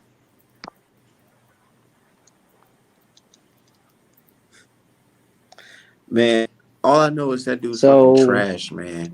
Yeah, they're all He's fucking garbage. Murata's fucking They're all trash. fucking He garbage. lost to They're all Rob Dude's Brandt. ashy. You're Like going he's to not. Rob He's not a good Brandt, fighter, bro. man. He's not that He's good, from my man. city, bro. Tell me the fights of Murata you guys have So seen. hold I'm up, telling hold up, you, hold Rob up, hold Brandt up. is from Hey, Max, Rob hey Brandt Max. is literally from the Who? same Never city been to as any me. fucking big You ass can ask boxing. anybody Hold out on, I here, do can't you hear you know guys. Let's Art talk Do you about know one at a Raheem? time. Hold Or up. do you know hold up. Rob Brandt? They're gonna Let tell you Art they know answer. fucking Go ahead. Art, man. Yeah, fucking dumbass. Bro, So would you okay, pick? be Would you respectful, pick? Prod. I know you're a Would you grown pick? man. You can't keep Yo, your shut calm the in fuck boxing up, you punk discussion. ass nigga. Like hold up, It's hold a up, hold boxing up, hold up, discussion. Max. Relax. Hold up, hold Relax. up, hold up, hold up, hold up, hold up, hold up. Hold up, hey, Crod, hold up, hold up, hold up, hold up, hold up. Crod, gotta keep it respectful when we talking boxing. Yeah. I got you. Hey, Max. Who would you pick to give Triple G a tougher fight? You pick Charlo, you pick Andrade, you pick Murata. Charlo. Okay, who's next? Andrade? I think stylistically, Murata gives him a tougher fight. Get the fuck out of here, dude. Get out of here, I bro. want to Get the fuck out of here. all of you Get the guys. fuck out of here, nigga. Let Get me out of here, talk. bro. Let me talk. Get the Let fuck me out of talk. here, dude. Let me talk. Get out Let of me here, talk. bro. If you're not gonna let me explain Get out of myself, here, bro. let me explain myself. Go That's his ahead and opinion, explain but yourself. man, Let Explain me yourself. explain you gotta myself. understand that Okay, opinion no, is Like I no not the one said, told that's me. your Let me majority. say opinion, but something. Let me say something. I don't see that, bro. Weird. Let me say something. Let me say something. No one thought Go that ahead. no one thought that Eric Molina would have Deontay Wilder in more trouble than Luis Ortiz did in the second fight. Did you guys? No. Exactly. No. But let me say why stylistically. Triple G has his toughest fights against guys that pressure him and fight with him, not guys who fight on the back foot. Anytime that anyone's fought Triple G on the back foot, like Andre would, they usually get pushed to the corner and beaten up. Now, when guys push him and fight him in the middle of the ring, like Canelo did in the rematch, that Jacobs did, and Derevyanchenko did, they give him the toughest fights. Murata actually knows how to stand and trade of Triple G, while Andre's gonna be backpedaling, getting pounded on the ropes. Okay. I still Well, don't agree with I'm you, but that afraid is that your Golovkin opinion. doesn't agree with you, or he wouldn't have told Andre, "I want to go a different route. We don't want to fight you." Just like Spence did of Crawford, but you guys want to accuse Spence of ducking Crawford, right? He didn't He say never ducked him. that. He did not say that. He He ain't did never say once ducked he him. ducked him out. Remember? To Never him. ducked him. When? I'm not saying he ducked him. That's why I'm not saying Triple G ducked Andre either. You just said Spence ducked Crawford. No, I said you guys would You said he say went a different route. What different route did he go? Are you Porter. talking Remember about the talking? You talking the about easy route, undisputed? the The easy route. Oh, WBC you know mandated the what that fight means. between him and Crawford. How can they mandate Hold him? It up. was a unification. That's a lie. When Bomac said that they hold up. So when Bomac said that they went the easier route and got the WBO, that's the same thing. When did he say that? He said He said this on a live. Hold on, I couldn't Hold hear you. up. Something Let me came in. see. Say it one more time. He said this on. He was on somebody's channel and he said On that. somebody's channel. yeah, he Yes. spilled beans. On somebody's channel. All right. So but those are not his words.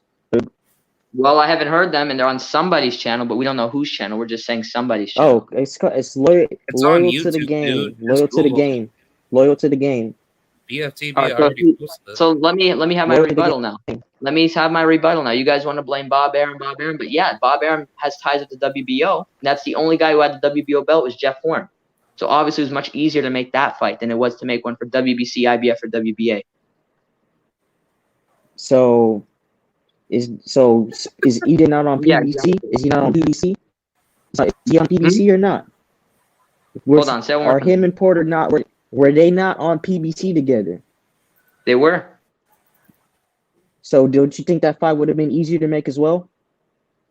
What, between Crawford and Spence? Or Spence and Porter, you mean? Yes. Yes, obviously. Okay. And Crawford was pursuing the Pacquiao fight the entire time. Yeah, and he was promised it, and Bob Arum killed it off. Yeah, that's true. I'm the furthest thing from a Bob Arum defender. I promise you that much. It was a mutual thing where both Spence and Crawford were trying to go their own ways and build the fight. Whereas with Andrade and Golovkin, it's like Andrade chasing the fight and Golovkin's not giving it to him. Well, here's a hypothetical for you guys. You're 40 years old. You get offered, say, 10 million, maybe max, to fight Demetrius Andrade, or you get maybe 50 to 60 million in Japan to fight Murata. Both unifications. What are you taking? How do you know they're getting 50 million? I think we've all Is it reported? taken to Japan, right? All of us. Is it reported? Is it reported that Do he's you going know to how get much 50 money million? is put into the fight for Japan? You know, Ryder Murata is one of the biggest stars in all of Japan, right? He's bigger than Inouye is in Japan. That's been statistically But that proven. doesn't change the fact that his ass sucks. Okay, Let's Yeah. be real, bro. It doesn't matter if he's good or Bro, I'm not. telling you, bro. But how long has Andre been chasing Triple G? How long has he been Who chasing knows? it? He Before the stayed at Murata fight, 154 right? until like 2018. You know, draining himself at 154 until Triple G slowed down to move up. That don't So got I nothing don't to know do with how what I long. just asked. I don't know how long he's been How chasing long has he Triple been G. Probably chasing? not that long. Okay, then you can say that. You know, So he hasn't no. been chasing him for that They've been long. on the same. How long have they been on the same network, and how long have they both been at 160? You know A that? couple years max, maybe 2-3 years. You know what? Fucking bum ass Chris Mannix would do every time he would try to get a fight. They say, "Oh, why don't you go fight Charlo? Why don't you go fight Charlo?" Knowing that he was on the same network with both Canelo and fucking Triple G. Instead of pushing those fights, they pushed for a Charlo fight, and Charlo's on fucking Showtime and shit, and they're on the same network. Yeah, Charlo got to cross the other side of the street. But nobody makes a big deal about him doing that.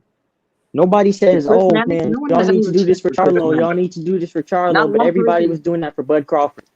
I can't name one person who has any respect for Chris Mannix. So when he says anything, no one cares. No, I know some people on boxing Twitter got some respect for them. So what The about same when type of dudes. Eddie Hearn says that they want to make Andrade versus Charlo and never mentions Golovkin next to Andrade's name because he promotes both of them. Well, I'm not defending Eddie Hearn, so you can't ask me that. I don't defend promoters at all because what's the point of Well, defending a promoter? you just said, well, you blame Bob Arum for not making a fight. Isn't that kind of I do. defending what he's doing?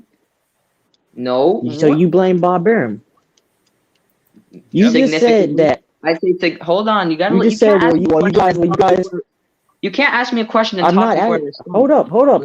I'm trying to get you in the loop. I'm trying to explain this to you. You just said, well, something along the lines of, well, you guys blame Bob Arum and say something about Spence ducking Crawford. That's what you said. I know. I said that. Is that not a So defense what's of your Bob point? Arum? What are you trying to prove by saying that? You just said you don't defend promoters, but that's kind of a defense of a promoter, if you ask me.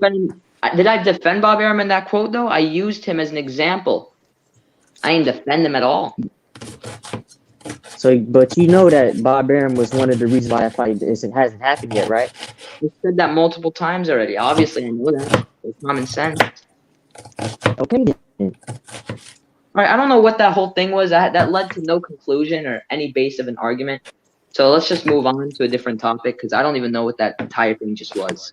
What do y'all think about? You don't. What do y'all think about this whole lawsuit with Bob Arum and Terrence Crawford? Do you think Bob Arum has a history of holding back opportunities to black fighters? Hell yeah. Well, I'll just say this. I wouldn't even say it's only black fighters because even Hispanic fighters like Oscar De La Hoya and Julio Cesar Chavez have been very vocal about Bob Arum being a racist and being like having certain prejudices against people of color. Got proof of that? Since Muhammad Ali's daughter said that, Bob didn't do all that, then I think we just shut it down right there. Muhammad Ali's coon ass daughter said it, so we should all just agree with what she says. Hey, no, George Foreman and Tim Bradley said there's no racism, so we have to ignore everybody else. Exactly. Sambo, Bradley, and George Foreman. Yeah, we should just agree with that's it, guys. That's it. Pack it up. I should have flipped off Tim Bradley when I saw him there at the fight. It's not even worth it, man. But that's supposed to be Bud's friend, though. That's supposed to be Bud's homie. But hey, coon ass homie. That's what these niggas do, man. Whatever for a check. Yeah, he was supposed to be with Shakur too, but then when Shakur fought Nakatila, it was like, oh, he can't do this, or we're all gonna fall asleep. And then before the Herring fight, it was Valdez Conceição broadcast. He said Shakur can't sell tickets. The event's doing terrible. Like, the dude is a fucking sellout. The dude is pathetic. What's the panel's prediction for Tabisu Machunu versus Alunga Makabu? I'm not watching that fight. Oh, why not? 2 top 5 cruiserweights. Fuck that African bum. Macabooty. 2 top 5 cruiserweights. I'm not watching a Don King show. I'm just not watching a Don King show. Oh shit! Fuck the division. What's wrong with Don King? Don't put out good fights anymore. That's for sure. Well, he's putting up a decent one. I mean, at least for hardcore fans. That's not a decent fight. 2 top 5 guys in their weight class isn't a decent fight. Yeah, is it on Showtime? It's a good fight, but I don't give a shit about it. I don't think so. I'd rather watch Chris Colbert versus fucking Oshaki Foster. I'll pay for that. He's not fighting that night. Colbert and Oshaki Foster aren't fighting on January 29th. Colbert's not fighting Oshaki Foster. I think that was just a hypothetical. No. I'm just saying theoretically. Well, yeah, that's a good fight, obviously, but that doesn't have anything to do with 2 top 5 cruiserweights fighting. Yeah, well, Look. Last time I tuned into a Don King event, right, the broadcast was like fucking 7 hours long, and in between every fight, they show like a historic fight, and that shit was dead. Yeah, so I'm not. I get that Makabu and Machuna was like a good fight. I'm not watching it. I'd recommend watching it. What do y'all think about that Michael Benson post though today, when he said What that post? the boxing purist is not going to like Canelo's next opponent? I think it's gonna be Jake Paul. Yeah. It's not going to be Jake Paul, because if it was Jake Paul wouldn't have quote tweeted it and hinted at it. Whenever a fighter hints at something, whenever they hint at a possibility, it never ends up actually happening. I've noticed it. So Shakur Stevenson versus Valdez. If he Shakur fights Stevenson Jake versus Paul Valdez. and he knocks Shakur Jake Paul Stevenson out, then that's all I never care about. hinted that it'd be Valdez, though. He just said it'd be a big fight. He never actually hinted that it'd be Valdez. Well, I think that's as close as you can get when he said my next opponent's gonna be a big surprise, pound for pound me, please, and then you just connect like 2 dots, and then you find out I'd it's put him on Valdez. pound for pound if he fought Loma. I don't know if Valdez is necessarily pound for pound material. Well, Valdez is higher on my pound for pound list than Lomachenko is. Oh, come on. Over a win against Burchell? Come on. A loss against a prospect, Teofimo Lopez, and a fucking Uber driver, Orlando Salido? Three-weight Champion, he dragged Rigo up 2 fucking weight classes because he didn't want to fight him at 124 All or right, BB, calm 126. down. It's not that important. You could just talk about it. You don't have to, overreact. It's not that serious. Honestly, Lomachenko struggled to stop Richard Coleman, and now he's the best thing since sliced bread again. Yeah, Loma's by far the best thing since sliced bread. I'd pick Loma to beat Errol Spence at Shakur 140. Stevenson will fucking piss on that sliced bread. How do you feel about that? I don't really have much thoughts on it. It'd be impressive if Shakur can do that. He may be able to. I wouldn't rule Shakur out in a Loma You fight said you at all. pick Loma to beat Errol Spence? Like, are you talking about the style? I'd pick Loma to beat Tyson Fury also if they fought. I think he'd be too elusive. Nah, he gets hit too much. What, you think Tyson Fury beats Loma? Stylistically, I don't know. I don't give a fuck about either of them dudes. I think Bob Arum would legitimately pick Loma to beat Tyson Fury. No, Bob Arum's favorite fighter right now is Tyson Fury. I mean, that's the guy they promote more than anyone Top Rank right now. Oh, yeah, that's right. He said Fury would beat Muhammad Ali. Oh, man. Yeah, Top Rank. It's Fury ain't even no star like that. Had the like.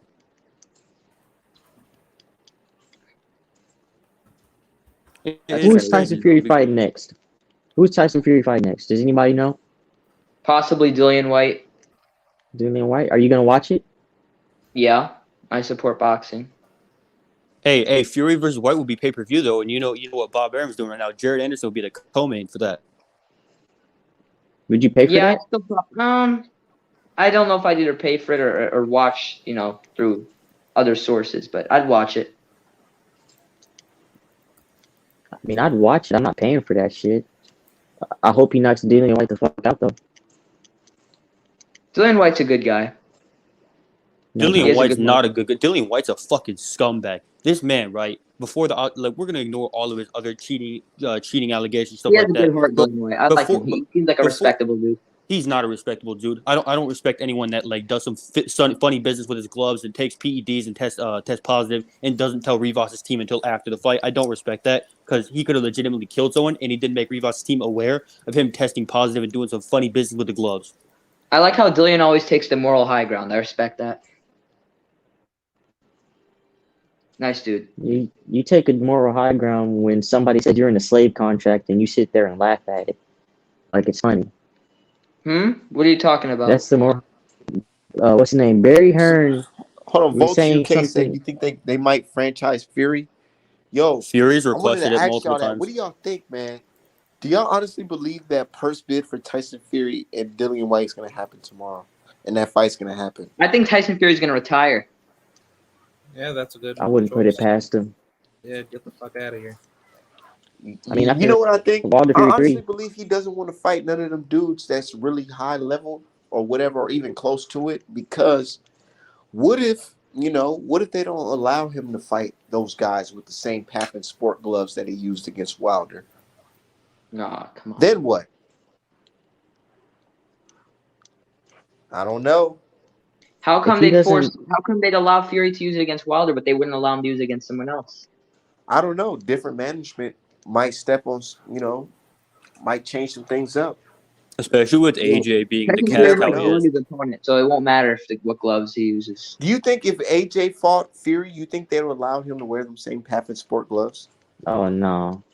I think Tyson Fury would have had Bob Arum, drug Anthony Joshua of some kind. You said drug him. Shit, you trying to be funny? You never know. You'll never know. Seeing Bob Arum's history. But man, hold on. Where my brother D Hive at, man? Shout out to the brother D Hive. What's going on, man? Is Oh he in shit! the I'm on chat? the. I thought there What's were too many good? people. Oh, What's okay. good, What's D? up? What do you think No. is gonna What's up, happen with Dia? Tyson Fury? You think he gonna drop that belt or what? Well, I mean, aren't they still in some sort of protracted litigation with Dillian White? I figure that I don't know. I mean, if he doesn't in fact retire, I don't see the franchise thing happening. If he doesn't retire, I thought that they were gonna use their argument that because of the protracted litigation, Dillian White can't be mandated, therefore, like select somebody like Ajit Kabayel, which he was trying to fight as opposed to either the second or third fight. I don't remember the specific timeline on that, but I think I they're think it just was the third fight. yeah, I think it was the third fight. Yeah, I figured they just select someone like Ajit Kabayel, the guy whose name he's already mentioned. Who I don't think. I mean, I'm not sure if he's taken an L since that was discussed, but somebody like that, because the I think WBC already laid out that language, like, well, we can't actually mandate jack shit because you're in protracted litigation with us, and if not for that, this fight would be mandated and we can move forward. But who knows? The first bid might fuck around and be successful, so we just got to see. Tyson Fury will only show up for another big fight, another mega fight. Well, shit. I I don't know. mean, Trying to get as much money as possible. I don't know. Like if AJ lose, he might ask for that one because he's already been on tape saying that he has no desire to fight Usyk for multiple different reasons. But Yep. we'll see. We shall see. Damn, I came in on the fucking ass end. Like y'all was discussing the Murata Triple G situation. Because nobody gives a shit about the heavyweights. If we're being honest, like I genuinely don't care what Fury does. Like if he fights fucking Robert Helenius or Andy, like I don't care. Like I was invested in Tyson Fury's fights when he was fighting someone I cared about. I don't care I don't care about Dillian White. I I actually just think hope he Dillian knocks White's Dillian I White think the fuck out. Fuck Dillian White's a Dillian I White, nice man. dude, man. I actually think support that's a him. good fight. Stop it. He's not a nice dude. Stop it. He's not. Like I mean, Dillian White, I don't like him personally, but I think it's a good fight. I love Dillian White personally. Okay, that's cool. Personally, he's a bitch ass nigga. Fuck him. Dillian White takes the moral high ground a lot, so I support him. Fuck that moral high ground Okay. shit. I mean, that's fine if that's what he wants to do, but it's not helping his career one bit. So I guess good for him. But yeah, no, it'd be an interesting fight. You know, he's shown the ability to outbox a few mild, semi B level people, and when he's hurt, he lets his hands go, which is pretty entertaining, even if it is wild. So that'd just be some interesting shit to see Tyson Fury clashed with. I mean, Dillian White's a top 4 heavyweight. No, he's not. I mean, Callum Smith is ranked number one All of these sites. for the WBC in 175. So I mean, Not top 4 best, Yeah. top 4 in general. Yeah, he's never beat like a top 10 heavyweight. Man, you guys just can't stand the difference of opinion, man. It's crazy. Yeah, because opinions are Who not. said I'm not. I'm just saying. I mean, You I'm know, cool. I I didn't mean, say- I just I don't gave agree- another I don't example. agree, but I just gave another example of the You rankings guys being the just- rankings. Let Like, me say. He's not top 4 for talent. He's top 4 off of resume. Yes, he would not defeat all the top guys to make him top 4. Yes, Wilder would spark him out. Yes, AJ beats him again. Yes, Fury Barry beats him. Anderson would kill him. Yes, Stephen Shaw would kill him. Everybody. I don't know Steven about that Shaw's a one. bum, bro. He's not beating anyone. Steven Shaw doesn't even beat freaking I can't Yeah, even well- think. Some bum. Just give me some random heavyweight. Probably beat Steven Shaw. Okay, well, I'm not gonna say that one either, but like I said, he's outboxed. Dillian White has outboxed some mild certifieds like a Parker and everybody. yeah. Cajano beat Steven you know. Shaw. Rod Von Cajano beat Steven Shaw. Cajano would get I- folded. He would get I fucking watched folded. Dillian fight. He was fighting, Wilder, and that's it. Like I said, I think the Fury fight's a good situation, but I mean, they apparently want to do something else, and it is what it is. I personally never expected them to fight, so I'm surprised they got this far, even with the purse bid situation even being set. I didn't think they were franchise Fury. I thought the WBC would just work their magic and make the shit go away, but it is what it is. We'll see what happens. I'm not too emotionally invested in what Tyson Fury got cracking right now because it's just going to be a defense. So, whatever. What do y'all want Jaron Ennis to do next? Shit. He's To gonna fight fight that, so Castillo Clayton. I want that Virgil Ortiz, but we all know Or that what's that shit ain't dude? gonna happen for a few Yeah, years. Virgil's not gonna fight him. He ain't fighting him. Virgil's gonna keep ducking. Let me think. I just want to see Ennis retire Keith Thurman, to be Man, I honest. don't even think the purse bid is gonna happen tomorrow. To be honest, this might They get won't. delayed again. I'm saying because they already set the excuse that nothing could happen because of the litigation that the White filed beforehand. So, like I said, if it happens, cool. If it don't, whatever. Who do you guys think wins between Tyson Fury and Alexander Usyk? Who do we think can beat them? No, who wins if they fought Fury and Usyk? It depends. Yeah. If Fury just used the same path as sport gloves, of course I got Fury winning that shit. I think Fury for multiple reasons. I think not only certain political reasons, but also he's a big man that knows how to fight like a big man. And the one thing is he knows how to take a step back, use head movement when someone's letting go on him, and let his combos go on the inside. I think that that's exactly what AJ needed to do. He'll lean on him. He'll grab Usyk like Chisora did, except it'll be more against the ropes to where Usyk's energy is exerted trying to push him off as opposed to just pivoting to the side because Chisora was too clumsy to do it. So yeah, I think Fury will take that easily. I mean, not easily, but definitely by unanimous decision, if not, some sort of late stoppage by getting some wild ass, punch in. I hope Usyk would be able to pull it off, but I think Fury might be able to just bully him and roughhouse him to a decision. Yeah, he's a big man that knows how to fight like one, which is something that AJ should have learned, but he didn't. But we also seen Fury struggle against smaller guys, like when he was nearly knocked out by Steve Cunningham. Yeah, absolutely. That's true. But, I think that's something that he's come back and learned from. And since then, when fighting smaller people, he's learned to keep his chin far away from their reach because he leaned in close trying to actually wrestle Steve Cunningham like he ended up doing to win the fight, and he got caught. That's why he was throwing all kinds of elbows in the clinch and shit. And he tried that too early, and Steve Cunningham just timed him. So, Yeah. I think this newer version of Fury with all this weight and like D said, he's just gonna bully him, He's too big. He's way too fucking big. Hey, bullying may put him to sleep. I have a question. So, because this is something that's always been of some interest to me. They talk about the Japanese earnings projections for Murata. Have we ever gotten any event numbers from Murata? Have we ever? Because a lot of people were coming out saying that Inoue is being screwed over by Bob Arum the same way Crawford was and having his career stifled. I'm not saying these people are certifiable, but it just seemed like a consensus opinion. So if that's the case, considering the strength of the Japanese market, I'm just wondering, have we gotten any numbers? Like, I understand viewership is high, but what's the revenue? Like, what's the revenue for a Murata event? And you can take his best fight, like whether it be Brandt, whether it be Endom, because those are his two most notable ops. What has the revenue been? Because I've been struggling to find the actual revenue. Because when people were defending, go ahead. Oh, sorry, I apologize. I haven't gotten any official numbers, but you could just watch the fights and it's jam packed in those arenas. But I believe that a lot of people watch, but the whole purpose of boxing is prize fighting. It's the revenue. So if all your people love you, that's cool. But how much money are you taking away? Because people use that line of logic to defend Canelo's DAZN events, and we all know those weren't the greatest. They just say, "Oh, well, attendance was high." Cool, attendance could be attendance could be the whole world, but if they're not paying any money to see, then it's kind of a pointless situation. So I'm just curious about the revenue. I'll look for it right now. Actually, I'll tell you if I find anything. For sure.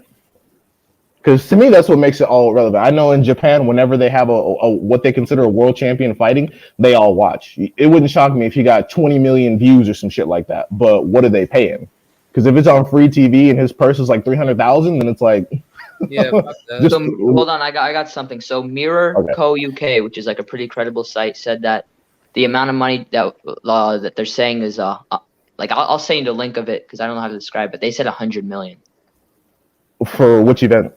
Triple G and Murata. It was. Oh no, I'm talking about for his past events. Like for past fights? Oh, okay. And yeah, what is he? What's the value of their dollar versus over here, the market over here? I'm pretty sure that whatever news article he pulls up, it'll be translated to American dollars. I'm pretty sure because that would be goofy if it was yen, or I believe that's what Japanese. Yeah, it is ESPN, I think. I just want to make sure I'm not talking out of my asshole because I'm curious. Yeah, it's the Japanese yen. So I'm just curious in U.S. dollars, what's been his highest, his highest like payout? Because I remember reading something interestingly enough. They were talking about how the fight. Oh shit, VV dropped off. I don't know. He doesn't like me. He thinks I'm dumb. But I recall that they were saying that the projection earnings for the fight was 100 million, and the budget for it was also 100 million. And I'm like, that's kind of like that's breaking even. So if the projection is only what you got for budget, where are you cutting budgets? I mean, I guess quarantine. So I was confused about the whole thing.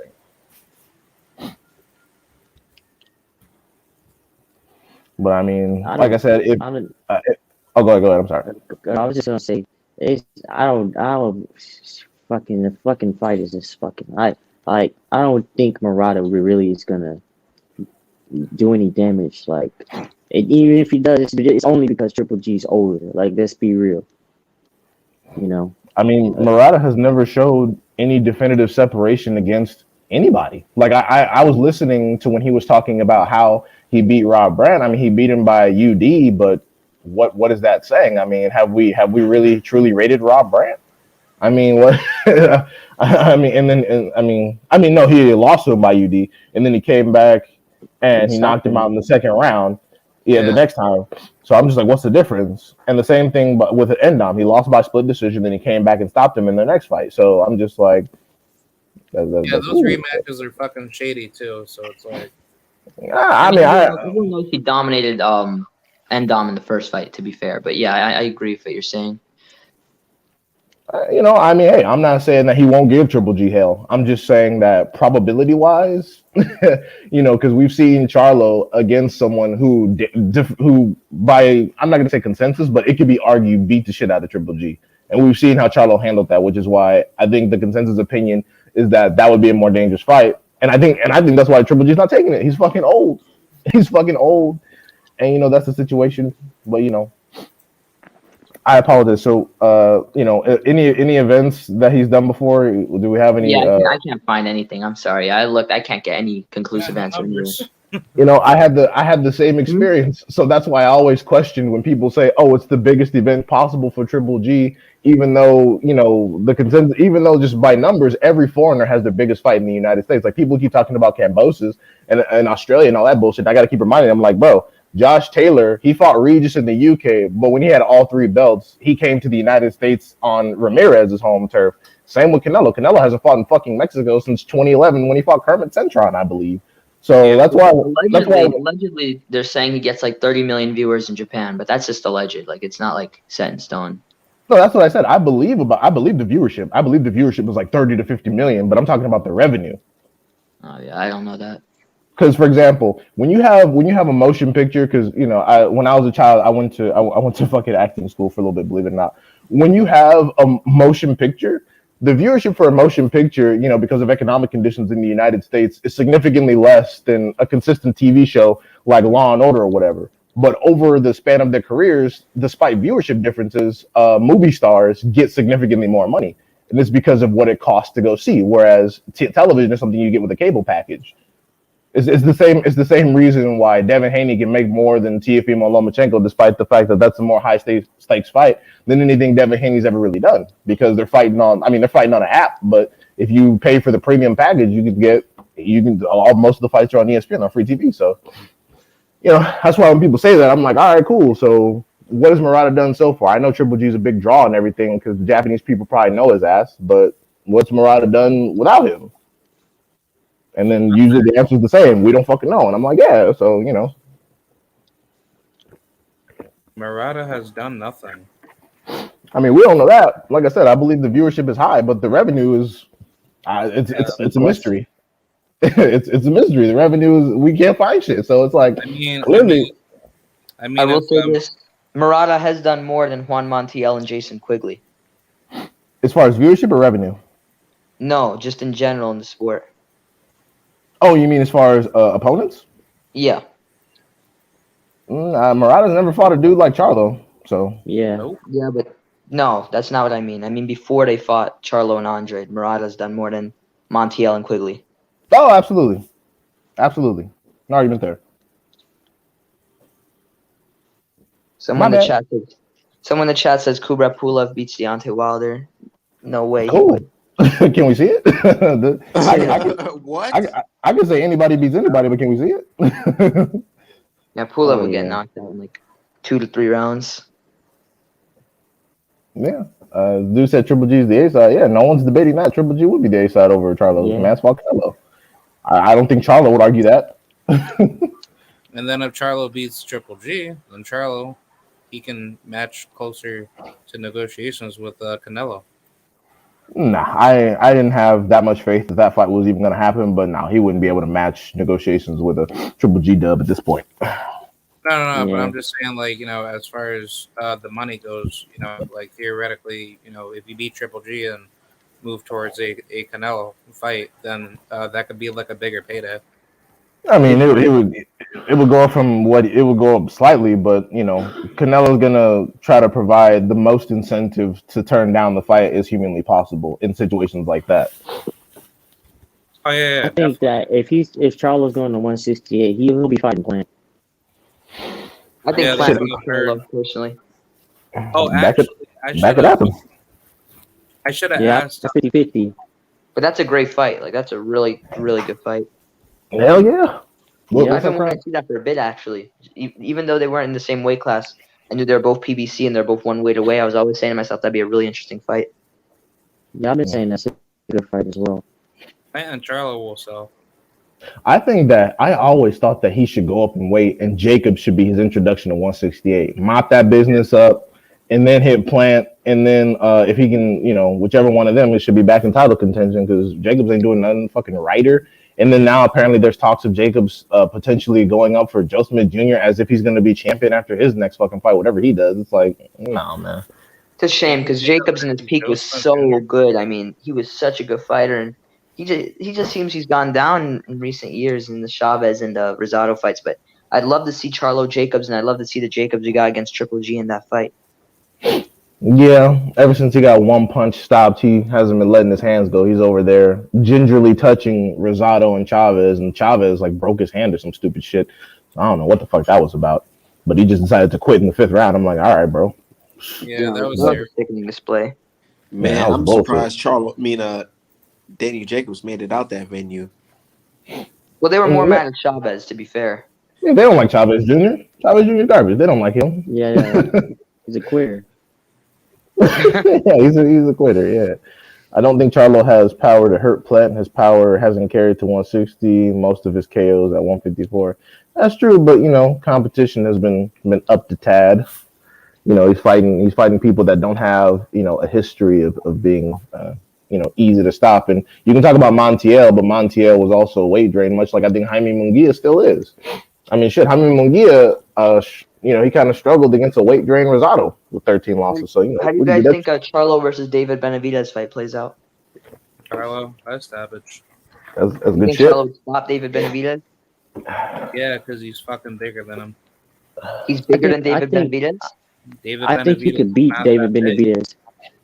He I think he could beat Benavidez. It's in the realm of possibility.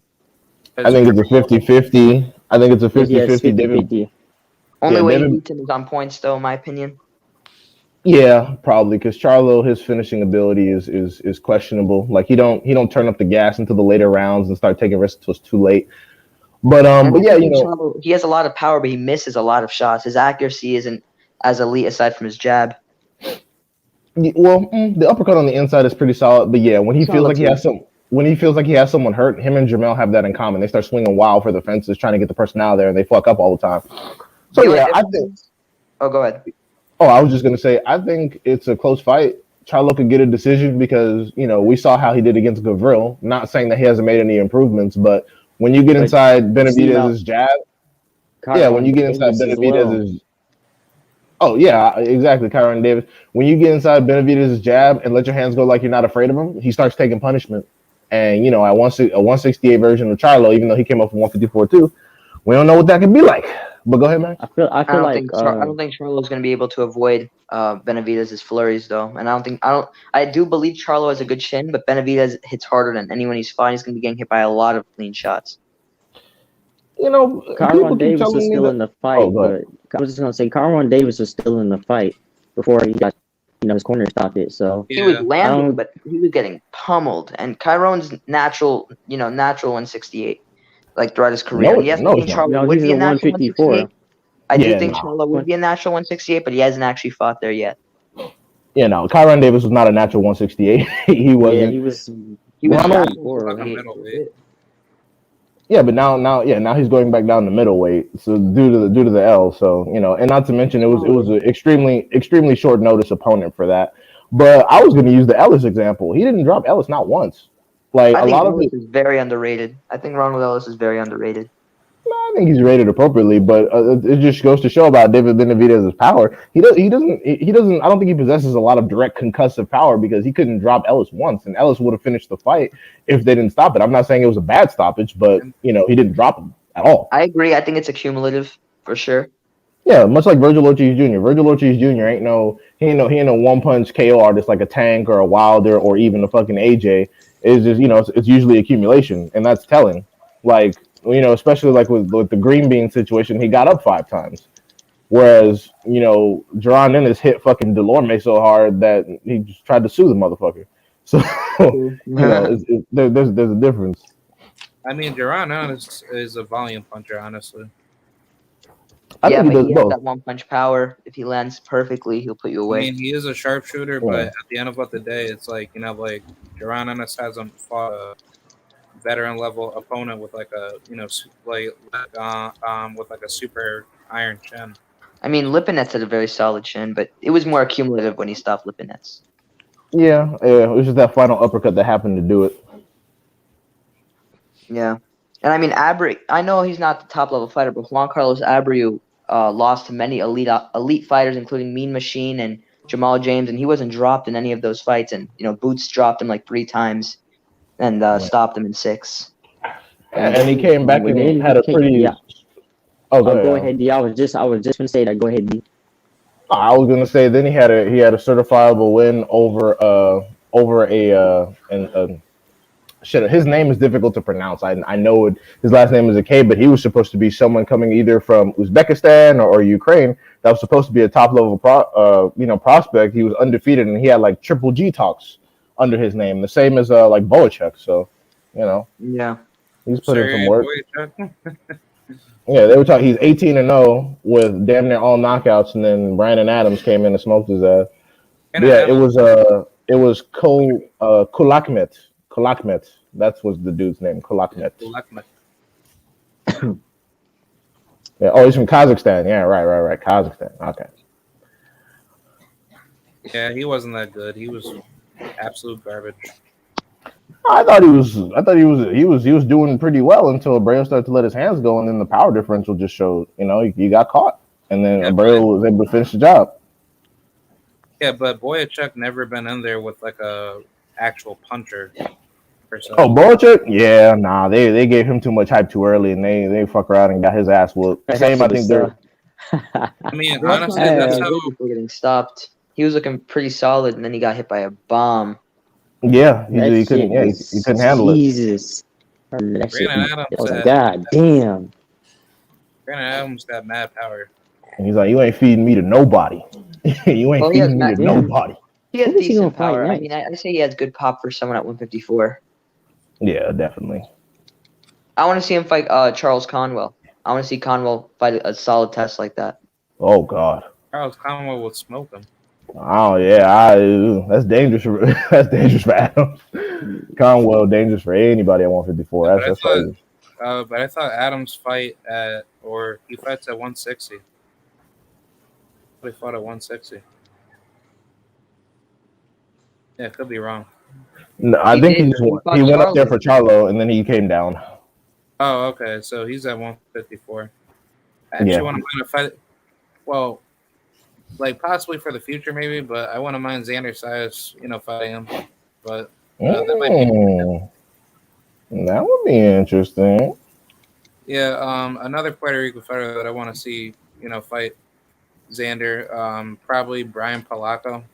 Xander beats all these guys, all these Puerto Rican. He's the best up and coming Puerto Rican fighter by a pretty considerable margin. Even No, though they he's do have not. some good fighters for sure. Xander, I think, separates himself from the pack at the moment.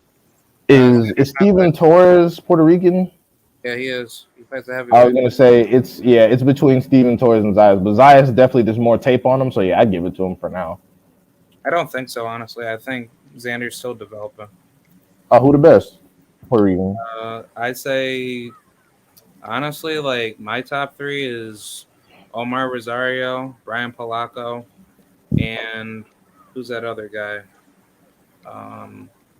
I'd probably say Subriel Matias. Yeah, I mean, down. Rosario is very fundamentally sound, very Isn't crisp Subriel shots, very Dominican? fundamentals, but Who? I still want to see more from him.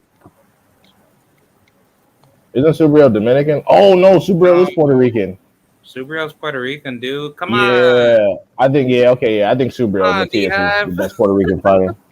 He's so dark, I can't tell these motherfuckers. I didn't know that. I thought You said Brian Palaco, Subriel Matias, and who's the other one? Omar Rosario. Oh, no, Omar Rosario, yeah. Brian Palaco, he's a beast. I like him. I think Subriel Matias fuck around and stop all these people except Zayas. That might go the distance. No. If you, I could see him stopping Xander, hands down. Xander's not ready for that pressure. Yeah, he's too young still, but he's also a lot bigger than Subriel Matias. Yeah. Subriel would have to go up 2 classes to even fucking fight him. So yeah. I'd like to see Subriel and He says Xander a little robotic to me. He not the only one who'd see that. Yeah. Yeah, I see that. Yeah, a little bit. All he does is just come forward and just keeps his hands up and just throws basic 1-2. Oh shit! Can we get Dirk Banks in here? Dirk Banks had me fucking dying last time we were both on the stream. Or is it too many people now? Oh, I think it's. Hold on, we can do one more.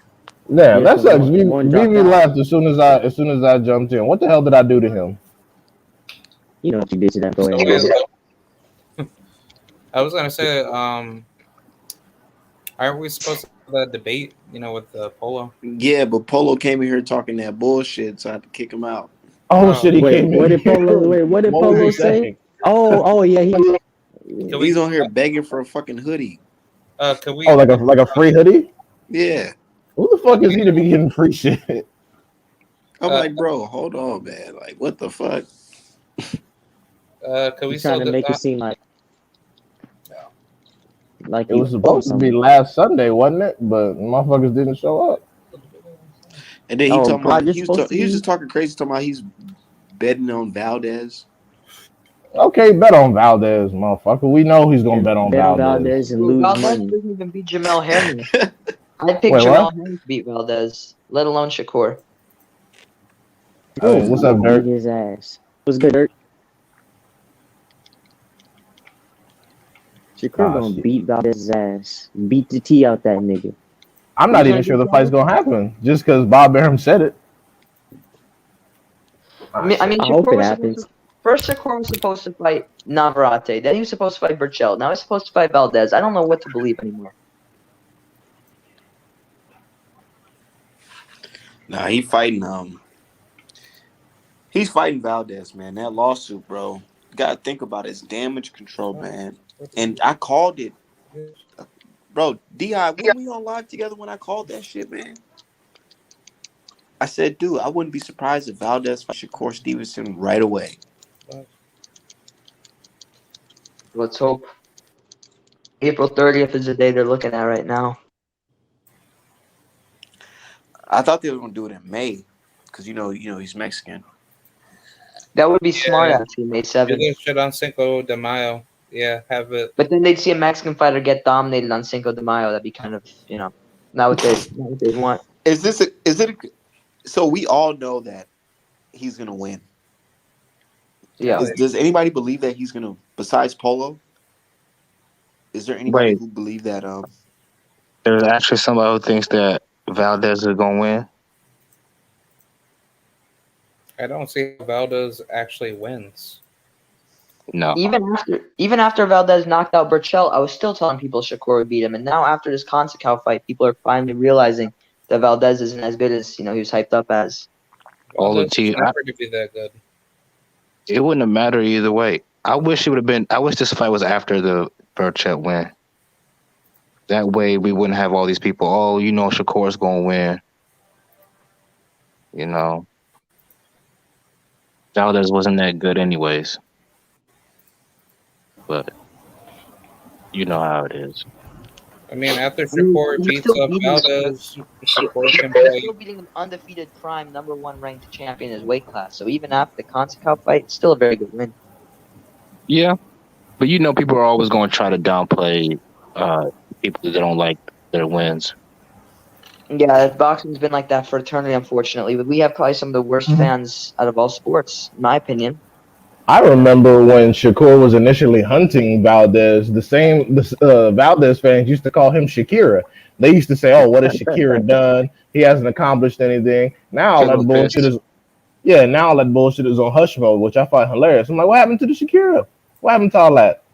Yeah, I remember They Valdez shut moved their up mouth. to avoid Shakur. They shut Yeah. their mouth. Are they going to put? Yeah, Are they at going to first push they were saying Shakur? shit like that. Now they ducking. Yeah. They quiet as fuck now that fight might actually happen. I hope it happens. I'm not sure it happens, but Lily we Polo's the only Valdez fan that stood up and said anything. he's always gonna do that. I mean, come on, bro. The real Because you What's question Valdez is: do? I mean, land a lucky shot on the temple or something? I mean, what's he actually going to do to beat Shakur? Is Shakur going to be put on the pound for pound list after this if he wins? Nope, they gonna say, well, It depends he on how did he lose to acts. Robson. I'll put him on the There you pound for pound. He's got like 3 good wins on his resume already. If he wins this one, he got Valdez. I think Joette Gonzalez win is underrated, and he Christopher beat Diaz one's underrated too. and Diaz, and he beat Jamel Herring. Like, what more does he need to do? Tell Navarrete to stop fighting Shakur leftovers, please, someone. That's what I tried to tell Polo, and he got fucking mad. He was like, "No, Navarrete is a beast. He'll beat everyone you love." I'm like, "Bro, shut the fuck Yeah, up." exactly. What's Navarrete going to do now? Move up to 130 and fight Jamel Herring? I mean, he's literally fighting Shakur leftovers. To be fair, I think Navarrete will pose more problems for Shakur than Valdez would. I agree. Stylistically, Yeah, from a power situation, definitely. he has the work rate to make it interesting. Yeah, He's but got like, Navarrete doesn't have defense. And he's lanky. He has no fucking He'll when you think he's a little bit farther away, he'll pop you with some shit. Exactly. It'll be like a Maidana Mayweather type of fight. He'd make it interesting. He'd lose, but he'd make it more interesting than Valdez would. Yeah, absolutely. He would get punched the fuck up. He's gonna throw more awkward punches at Shakur, and then Shakur's just too quick. Tough time. Like whenever Shakur's in doubt, he just lets his hands go, which is perfect. When Navarrete rushes in, unorthodox though, like that's why it'll be a tough fight for Shakur. He's not like a normal boxer. He throws from weird angles, like, and he's big and strong. Yeah, he throws every punch. That's something him and Crawford have in common. They throw every punch. They execute every punch at least once a round, which I definitely think that more fighters need to be doing. Like you should. Navarrete would beat Oscar Valdez at 130. Potentially. Yeah, I can see it happening. It'd be a good fight though. It'd be a tough call for me. I wouldn't know who I'd pick, to be honest. It's definitely 50-50 with Valdez on that tee. Fuck around and get a good body shot in. Navarrete will fold like some panties. Oh yeah, Navarrete doesn't like it to the body. I've seen it a few times already. Yeah, that's why. Like whenever Joette and Diaz and even Dogbe took it to the body, he had to hold on the inside. No, there was one point where Ruben Villa hit him for a really good body shot. And I even saw him grimace, but he held right away, and people didn't really catch it. But Ruben Villa hurt him to the body once too. Yeah. I mean, does anybody like it to the body? Some people handle it better than others, though. Like with some people, they have a better poker face. True. Yeah. I don't think Valdez would capitalize to the body like that. No, he probably be scared. He's a pretty decent good body puncher though. Valdez. He's a headhunter though. Like we know Valdez, when he gets that adrenaline rush from hitting you for clean shot, he's gonna swing for the fences. Yeah. And we know he has the politics on his side because that Conceição fight was some bullshit. I watched that man get beat the fuck up. I've never seen a fighter fail a drug test, not get any sort of punishment, even slight. He can get a suspension. He can get stripped of his belt. Nothing. The fight didn't get postponed. They just treated it like nothing happened. They had him on Top Rank doing like their own little 60-minute special. Yeah, 30 for 30, Valdez in the T. Yeah, he talking about some, I'm a fighter, and with his deep ass voice. I was thinking like, how the fuck is his voice so damn deep for him to be that small? He's smoking and drinking, nigga. Nah, if he I don't be even smoking know. and drinking and partying and shit, yeah, that should get your voice deep as fuck. His voice is weirdly deep. I've noticed that. Yeah, for somebody that small, that's why I It's was pretty like, that's the funny though. first thing Like I it's noticed hilarious. about him. It's hilarious watching an Oscar Valdez interview. Yeah, man, you know, I do my best. I don't think that this is fair. You know how they treat me. I work real hard. It's like, damn, bro, you talking like you got fucking like you got 3 Nigga kids six and a foot four. mortgage, and you Wanna be about to file for sponsors. Social Security and shit. Nigga 6'4", 230-pound voice. Right. And, like if you weren't looking at him, you would think somebody like super big is talking. You turn around, and be like, man, if you don't get your little, Right? You be like, who's this big ass nigga behind me? You turn like, around, it's some yeah, small ass Mexican dude. yeah, you better back up. Bro, have I you guys was, seen that have you guys seen that picture of Oscar Valdez and Consacao after the fight where Consacao has his like he's being raised by his corner and then you see Valdez like Yeah, in the you know, corner of the I screen all posted that bruised up. shit. That's one That's of the my You funniest favorite know he picture I've lost ever that pictures. shit. seen. That dude, picture's hilarious. Valdez looked like he washed his face with fucking sandpaper, bro. Talking about he think he wants some shit. I'm like, dog, it looks like you're allergic to air. Like, look at your fucking face right now. You Like, know, I'm Consacao glad. actually fights I'm on glad like the Valdez main won event. that damn fight. I watched the quarter take him out. Yeah, hopefully we I get want it. to see Shakur beat Valdez too. Of course, Shakur Yeah, is gonna take him out. Well, I if the hope fight so, bro. happens. If the If Yeah, fight Evans hopefully happens. stays Bob. past that, Yeah, hopefully Bob wasn't bullshitting just to try to get niggas excited. Like, see, blacks, I'm doing things for you. You see, we're getting one in Val there. Valdez told me he want to fight. What's the nigga name? Navarrete. Navarrete. Yeah, but I Navarrete can't was even. about to be a free agent, so he wanted to give Navarrete some free smoke. And I'm like, damn, so you really don't care about Oscar Valdez that much? You gonna put Valdez coming up and wait on him? I guess because Valdez is coming up from junior from junior feather. He's coming up 2 weight classes. I'm just like, damn, Brody, you don't care He's not a about. star anyway. Like, ain't nothing Mm, special about Oscar Valdez. What are you saving him for? and trying to make him one. They're trying to they're trying to make him into a I don't star. see it. It's the same Oscar Valdez that got dropped by Genesis Cervano. I don't even know who that is. I probably Exactly. looked He's not that great. I mean, Cervano is like mediocre at best. I mean, and he dropped Valdez and made a very close decision, or pretty close decision. This Yeah, I nigga mean, and Shakur really hunted this man down from 126 up to 130. well, hopefully Bob can get the shit made, and there's no funny business during the fight. Right. Yeah, because you know how that shit can go. Hey Bob, Exactly. And you know, I encourage fans to do what I've been doing, which is looking up, go do research on this fucking guy, Bob Arum. Just go do your research. Man, the FBI invested this guy for numerous things, and rigging fights was one of the things. And it's You like know, when you think about it in the history of the sport, when it comes to rig fights or suspected rig fights, which network showed that, or which promotion company showed that fight or hosted that fight? It was Top Rank. Top Rank always got some shit going on. Mm-hmm. Yep. Yep. Hagler had to go to Congress to get his title fight with Mentor. And then I posted that shit on Twitter today, and I fucking shut that whole Bob Arum can't be racist because he has black employees bullshit up. that's like Because saying I can't be racist because my niece or whatever is married to a black dude. exactly. I keep bringing up Strom Thurmond, and that's how you could tell how young or old people are. Strom Thurmond was a former neoconservative senator in the Republican wing of the Senate back in the 70s and 80s, and like I said, he had a whole black family on the side, and he was one of the chief, most ardent segregationists that were left in Congress after the Southern Revolution of 1964. So, it's like you can say whatever you want. These people have no problem making money with black people, using black people, having sex with black people. But guess what? That doesn't change how they feel. And lots of times they only try to mate with black people is because they know that certain black people are brainwashed in assuming that white skin actually is superior. Because if you let's look at Rick Glazer. What prime white ass could he really be getting right now with what he's doing right now? Hell no. Any white woman, on the socioeconomic trend will be like, no, I can do better than you. Whereas with black women, sometimes depending on their psychology, they'll think any white guy is an upgrade. So, you just have to understand the historical, the sexual and socioeconomic relationship between the races. It's a lot of history that people glance over and things that are not taught in K through 12. And a lot of the time you have to learn it based on just your own experiences, which is why people can be biased because you have no context from which to draw on these things, especially if Speaking you're of not a black Rick person. Laser, speaking of Rick Laser, did you guys see his like live stream he did with Fred from Barbershop? I Nah, don't watch that I didn't shit. watch that shit. It was interesting though. Like, it was interesting. I didn't watch it at all. What was he talking about on there? Well, Bill Oh, Haney actually came on at one point, and they were talking about Rick Laser said at one point, Bill Haney's fighting soft touches whenever he wants, and Bill Haney's like, no, but that's not. We want to fight Loma, and it was a whole thing, man. Lots of different topics. It was like an hour, 2 hours. I can't get to all of it, but Bill got pissed at a certain point. It was like, yeah, you saw it. Yeah, you saw Yeah. this. Yeah, I mean, we all know what Rick Glazer's Glazer gonna say, say.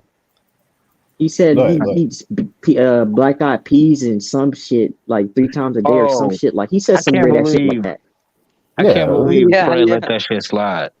He said something like my wife just told me to tell you guys to let you guys know to remind you guys that I eat like cornbread 3 times a week. He said something really dumb like that on the video. Yeah, like I eat Like if I soul ever food. saw his wife like a put I'd slap the shit out of her for that. Well, let me guys I, remind you, bitch, shut up. I eat soul food, Like, therefore I cannot be racist because my wife is black, and then we all know Fred has a long-standing vendetta against PBC and other people for a multitude of reasons. So I mean, I expect Fred to have Rick Glazer on the show and other people like that because he's looked at as one of the good blacks. Like, see, whenever there's racism afoot, he actually takes the time to hear us so we can attempt to explain it away. Fred's the good black. You need to be more like Fred. Like I hear It's it. crazy though. I remember like a lot of channels that would always talk about the LDBC in a negative light used to always hate on Fred probably the most, but I haven't really been paying attention to any of the scenes recently, so I probably missed out on a few stuff that happened in the last couple of years. But sounds like a lot Damn, has Brad. changed. Well, that's why he changed his tune and started being more open to people that were initially from the YouTube boxing community and the HCP and other people because he was sick of the hate. That's why a lot of people on Twitter do it. That's why a lot of people in boxing journalism do it. Like, you think Tim Bradley and Andre Ward want to be caught dead, like trying to really defend Wilder?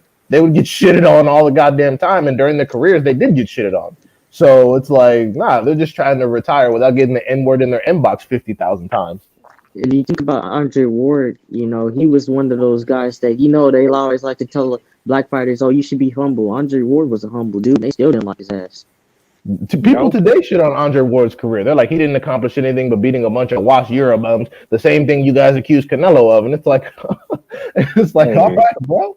Like, people, that's what I'm saying. That's why now that they're commentators, they don't want to deal with any of the shit they dealt with during their career. Like, even Bob Arum was saying Tim Bradley ain't no draw because he should have, if he was Mexican, he'd be a draw and shit like that. So, it's just, it is what it is, man. Wait, I got a boxing question for y'all since you brought up Andre Ward. Who do you guys think was a more talented fighter, just a better fighter overall? Andre Ward or Terrence Crawford?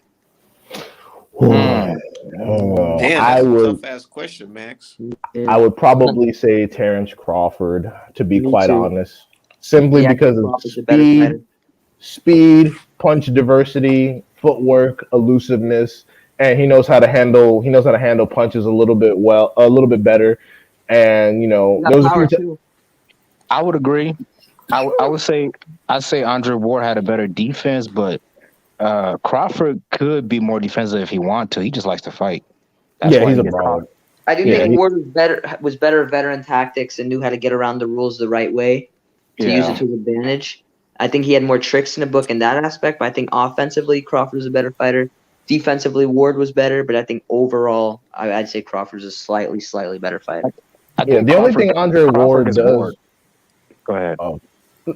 I was just gonna say, I think the only thing that Ward does better than Crawford definitively is counterpunching.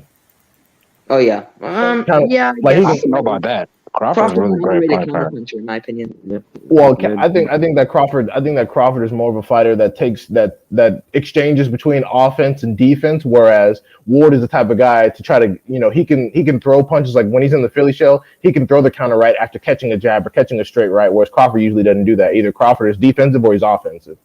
Or Stylistically, Crawford is a nightmare for a dude like Pacquiao. You know how Pacquiao struggled with counterpunchers like Marquez.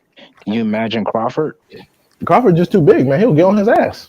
Yeah, He'll go. and He'll I'm get talking on about his prime ass. Pacquiao, and another dude like, for example, I feel like people are like always on the old heads, like they're unbeatable or something. Like Mayweather, I feel like Earl Spence will give him trouble. His stylistically, Earl Spence will give Floyd trouble.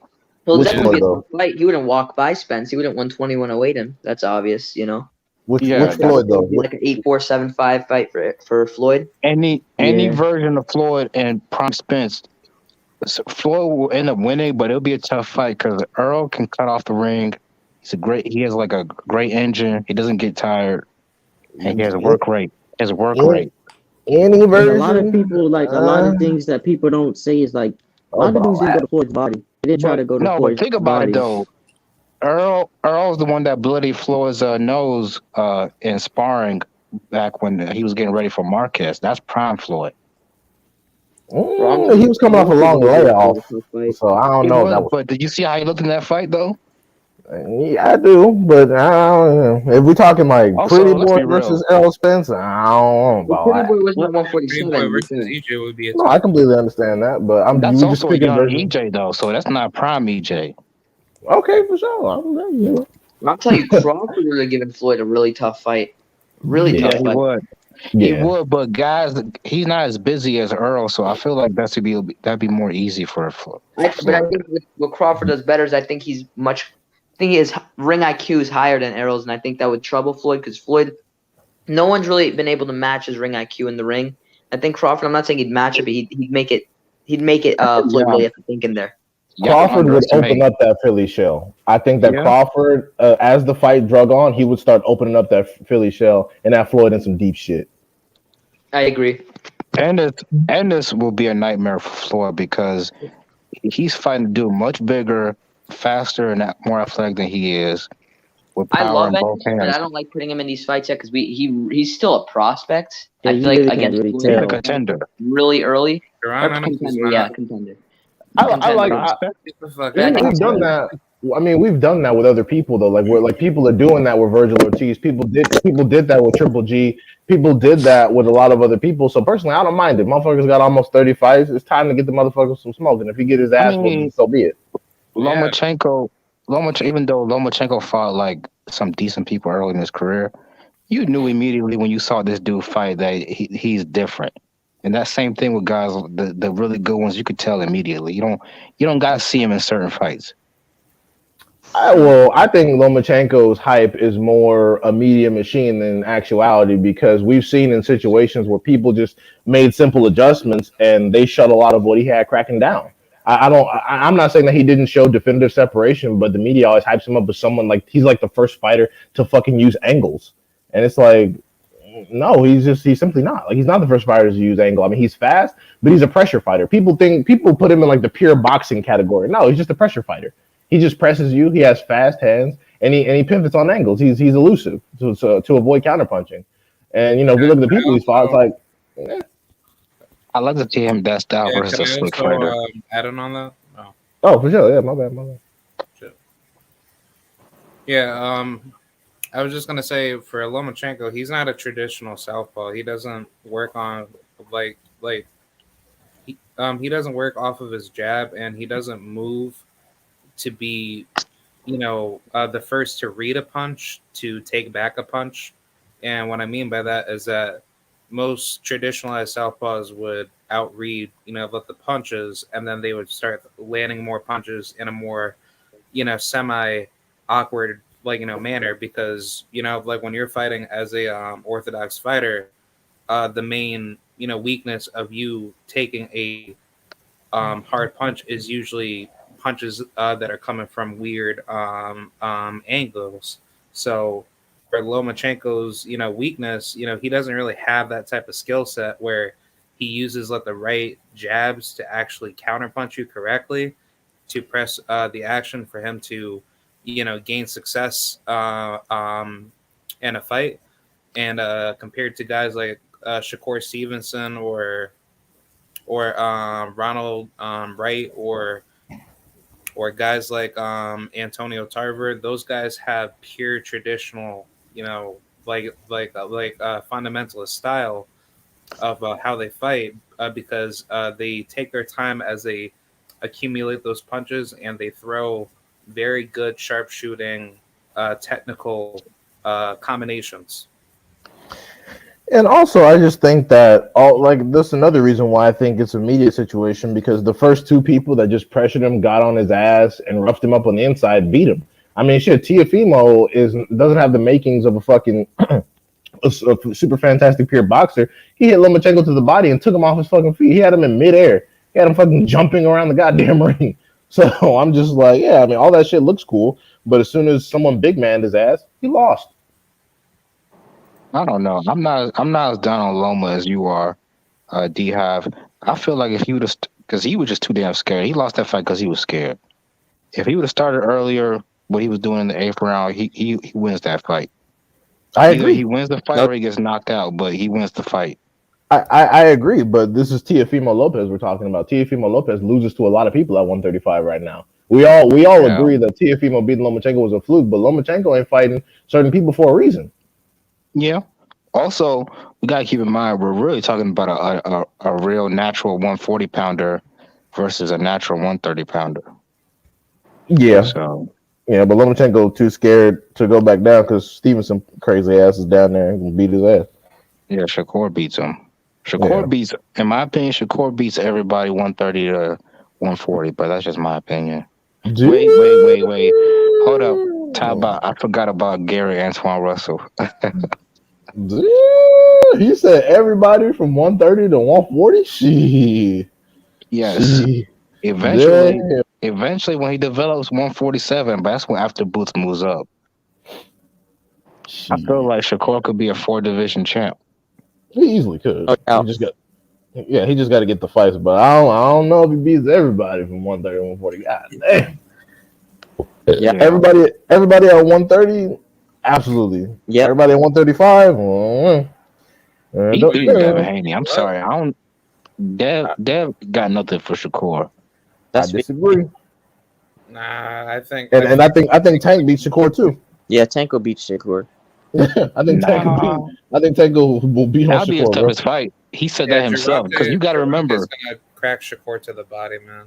You got to realize Shakur has sparred all these dudes: Loma, Dev, Tank. The one dude that he was kind of hesitant on, or if he beat him, was Tank. So I agree, Tank will probably give him his toughest fight, but everybody else, I think he washes them. Gervonta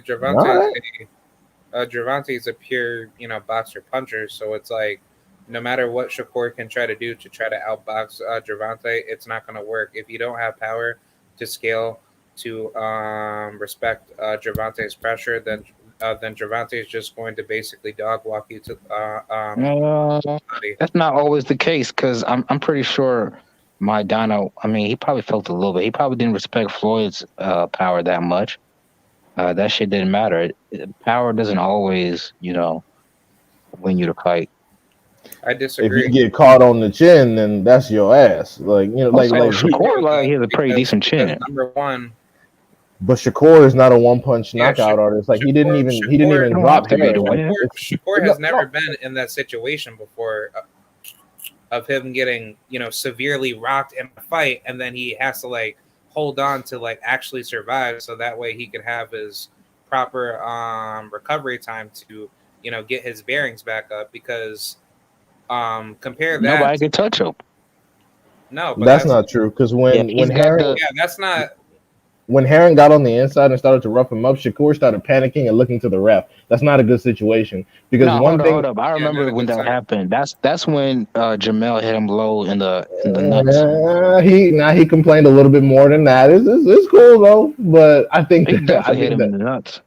I remember that. He had that should be happening. Great. That should be happening, but the point is he didn't get his get back. Like Devin Haney and Tank are people that understand the veteran tactics on the inside and can wrestle you back. They can wrestle you, they can move, they can pivot, and if they know all they got to do is jump on Shakur to where he can't get his punches off, that's a bad situation. The same as David Benavidez. If you close in and get into his chest where he can't actually punch you, he just shells up, and then he just starts getting hit. I don't care what nobody say. David Benavidez give Canelo a hell of a fight. Yeah, I mean, it's true, but I don't think we'll see it. We're not talking about that right now. But yeah, I feel like, to me, like these young dudes at 135 and 140, like they're talented. Some of them might even be future Hall of Famers, but I don't know. Shakur stands out. He looks special to me, but what do I know? Just 800-pound gorilla in the room. No, I mean we all think that Shakur is special. We're just pointing out fighters that give him some issues. We're not saying that he loses to all these people. We're just saying who we picked to win. But one thing we got to keep in context is that we can't do to Shakur what people did with Loma, because Lomachenko was hyped up off his amateur career, and we understand Shakur's had a great amateur career too. But it's like we got to keep in the context that other people are out there, like even he who Yeah, mentioned Frank Martin. I think Shakur can get around him, but that's a complicated fight. That's not bro, just that's gonna a be some tough fight. shit. Yeah, that's not gonna be some shit he can just walk into, with ease, shit, because he might fuck around and catch something. It's a tough situation. Same with Haney, same with Tank.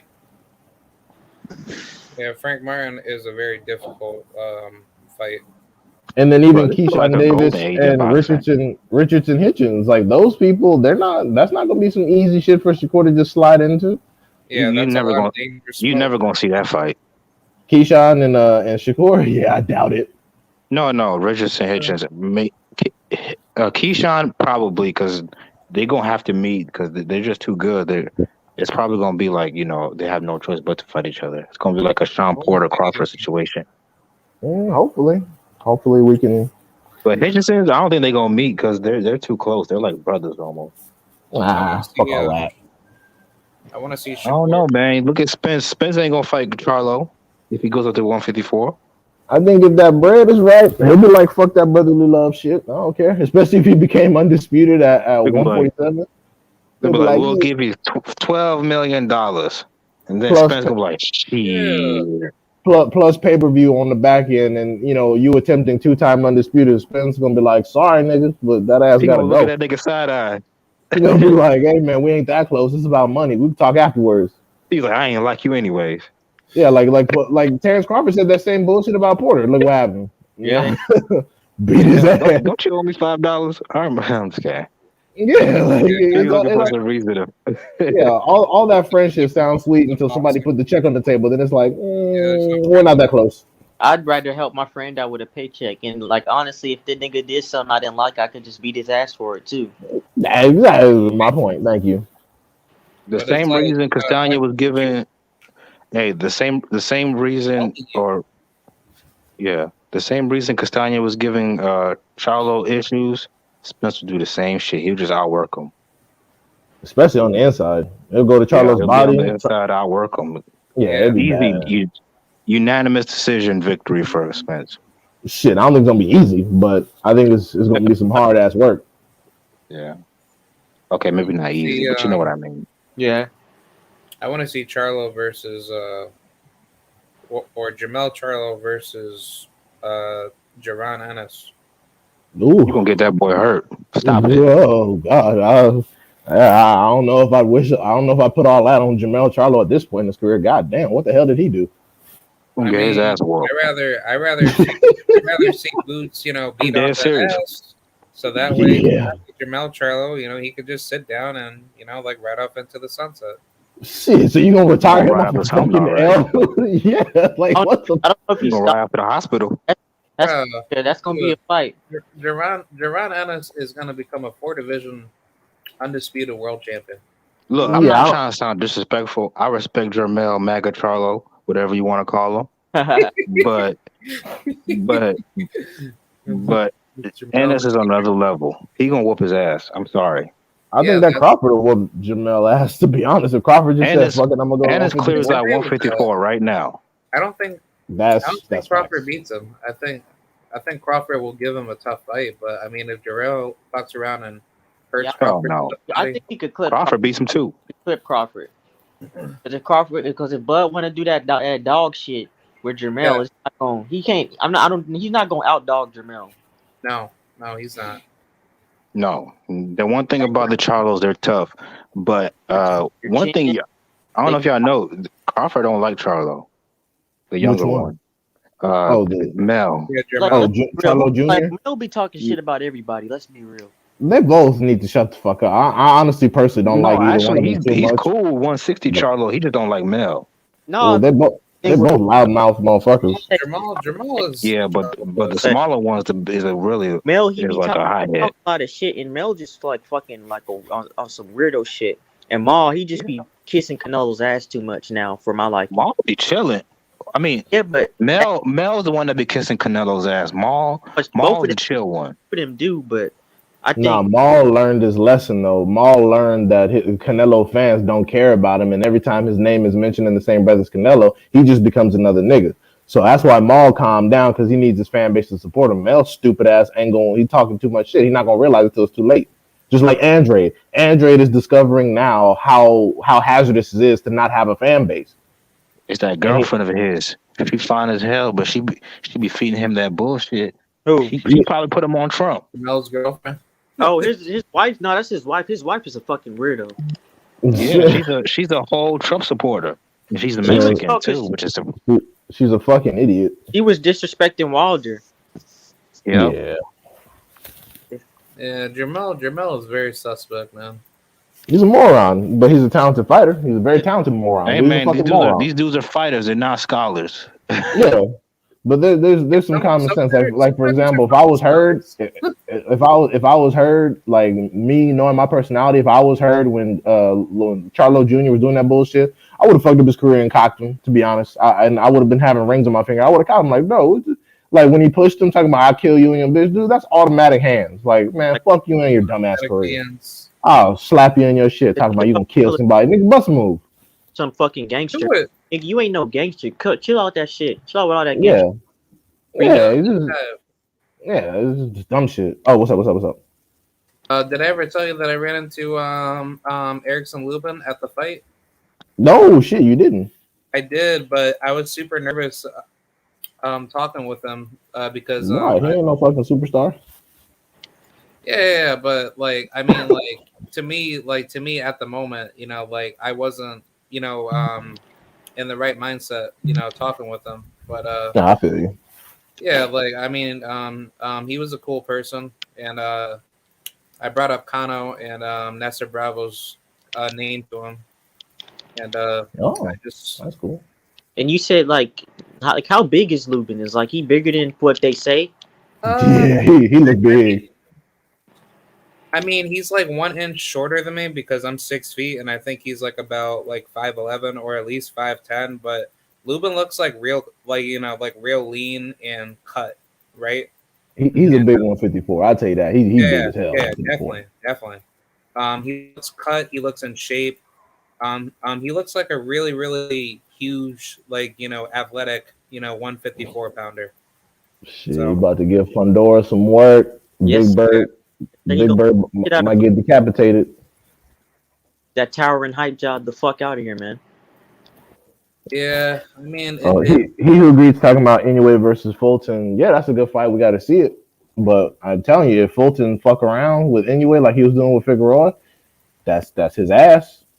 I think he'll beat Inoue's ass. And I like Inoue. Like I fuck with Inoue, but. People were talking, like Ennis was talking about how in an interview he was talking about how good Fulton fights on the inside. I'm like, that's cool, but if you do that with Inoue, that might be your ass. All that inside, giving him access to the body and shit. Nah.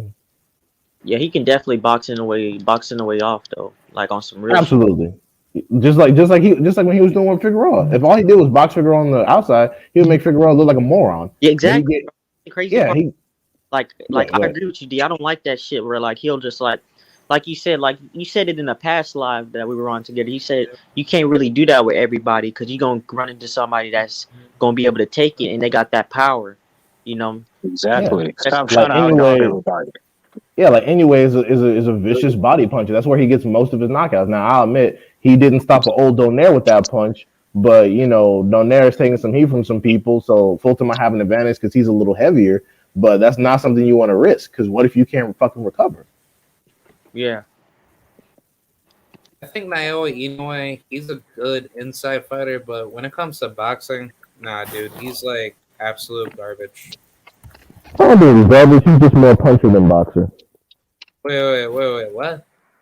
I said I don't think that he's a garbage boxer. He's just more puncher than boxer. Yeah, I agree. He's Yeah. Like traditionally, Naoya Inoue is a schooled puncher because the problem is that he's never really faced any pure boxers. I probably say leading up to Donaire maybe, but other than that, it's like Naoya's separation is mainly created through his knockout power pretty much. So Well, I mean, he showed separation against them fucking little motherfuckers. He was fucking fighting down there like the Dasa, the Dasa Marinius, the Payano, the Jason yeah, Maloney, the Emmanuel Rodriguez, those people. But then again, that's fucking the butt fuck Chikataos and the fucking chicken talk band pans and all that other shit. All the motherfuckers. them Japanese fucking chicken fighters. No, that's them Thai dudes. Them Thai dudes be having names like that. Oh But yeah. anyway, Like Ping Chuck Wong Bang. yeah, always fought good fighters at those weights too. But I don't think he's really gonna be challenged down there. Like moving up, that's where his challenges get. And that's where that pound for pound, that's where that pound for pound comes in. Like, right. Oh shit. Okay, he who agrees is talking about. No, we're not saying Inoue isn't legit. We're just saying that him moving up in weight, he'll look a little bit different. It won't be fucking blowouts like it is with a lot of his other fights, minus Donaire. Yeah. But he's talking about Hrgovic v. Yoka and Tank v. Thurman. First of all, I don't think that Tank is going to fight Thurman this year, if at all. And the Hrgovic Yoka is sweet because Yoka has fought better competition than fucking Hrgovic has. Tony Yoka has fought Duhapas. He's fought Hammer. He's fought, he's fought some fucking people. So I think Hrgovic's little fan base trying to call him a boogeyman might have fucked up and got him into some shit he can't get out of now. Because he's talking about, oh, don't nobody want to fight me. I got no smoke. Well, somebody signed up. So you better like he fought David Allen. He fought Dimitrenko, who fought Andy Ruiz. So those are better names than Hrgovic been fighting. Hrgovic been fighting motherfuckers that went to jail. So and Adames and Munguia ain't gonna happen. Munguia has made that clear. So that's some good fights. Yeah, I mean Munguia, he's a fucking disgrace to Mexican boxing. Who went in the Barrios Thurman fight? I got Barrios. It's a very winnable fight for Barrios. I'll say that, especially coming up in weight. But Thurman is a natural 147 pounder, and we've seen Barrios get hurt before. And I'm not even talking about by Tank. I'm talking about by fucking Bakhtir Akhmedov. So, Bakhtir Akhmedov, he's a good ass fighter too. Yeah, that dude is. Yeah, so if Barrios, I mean, I know the strategy is going to be go right to Thurman body, but if Barrios come in, bring that chin too low, and Thurman let one off, that layoff shit sounds sweet until you in the ring with him and he putting hands upside your fucking head. Everybody thinks some shit is sweet coming back on somebody and they make mistakes. Man, Keith been talking this shit too, man. He got me hyped up for this fight, man. Keith, like him versus Earl Spence, that press conference should be legendary. Like on some Tony Harrison, Charlo 2 shit. Yeah, that beating gonna be legendary too, because Spence don't like Thurman. Spence will beat the shit out of Thurman. He'd beat the shit out of Thurman. That press conference would be legendary. Yeah, it's gonna be bad. Like Thurman might be hospitalized. Yeah, Thurman. I appreciate Thurman willing to take that fight for the money, but I'm like, this is probably gonna be it for you, right? Like, you're gonna get your ass demolished, right? Like Spence, like not only is Spence, but he don't fucking like you. So you already fucked up before the fight is even made. Yeah, Errol Spence is like fucking Ermac in like fucking Mortal Kombat, Yeah, that nigga gonna be on some Street Fighter shit. He gonna beat your ass. That shit was so funny when they asked him about Keith Thurman. He's like, man, fuck Keith Thurman. Yeah.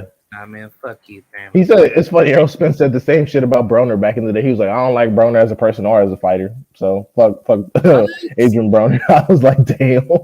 I thought EJ didn't like fucking AB. I thought no, he didn't like AB at all. Are they cool now, or are they just? I doubt it. Why would they be cool now? They just haven't been talking. I thought they was. I always for the longest thought that both of them was cool.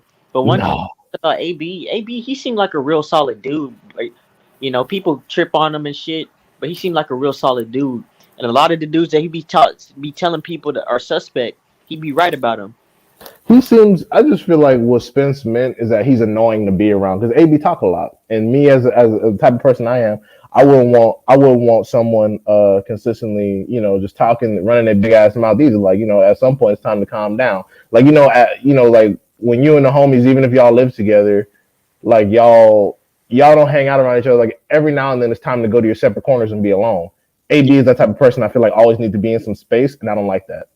They be funny as shit though. I ain't gonna lie. He probably be making my ass laugh like most of the time. Oh, he's fucking hilarious. They need to give him a commentator spot. They need to give him a Yeah, they Showtime really do. commentator spot. And yeah, he's fucking hilarious. He will have me fucking dying. Yeah, Adrian Broner is like he have me on my super ass. funny. Yeah, he's fucking hilarious, bro. Like if you like fuck boxing, you ever get into like a roast session with AB, your ass is done, bro.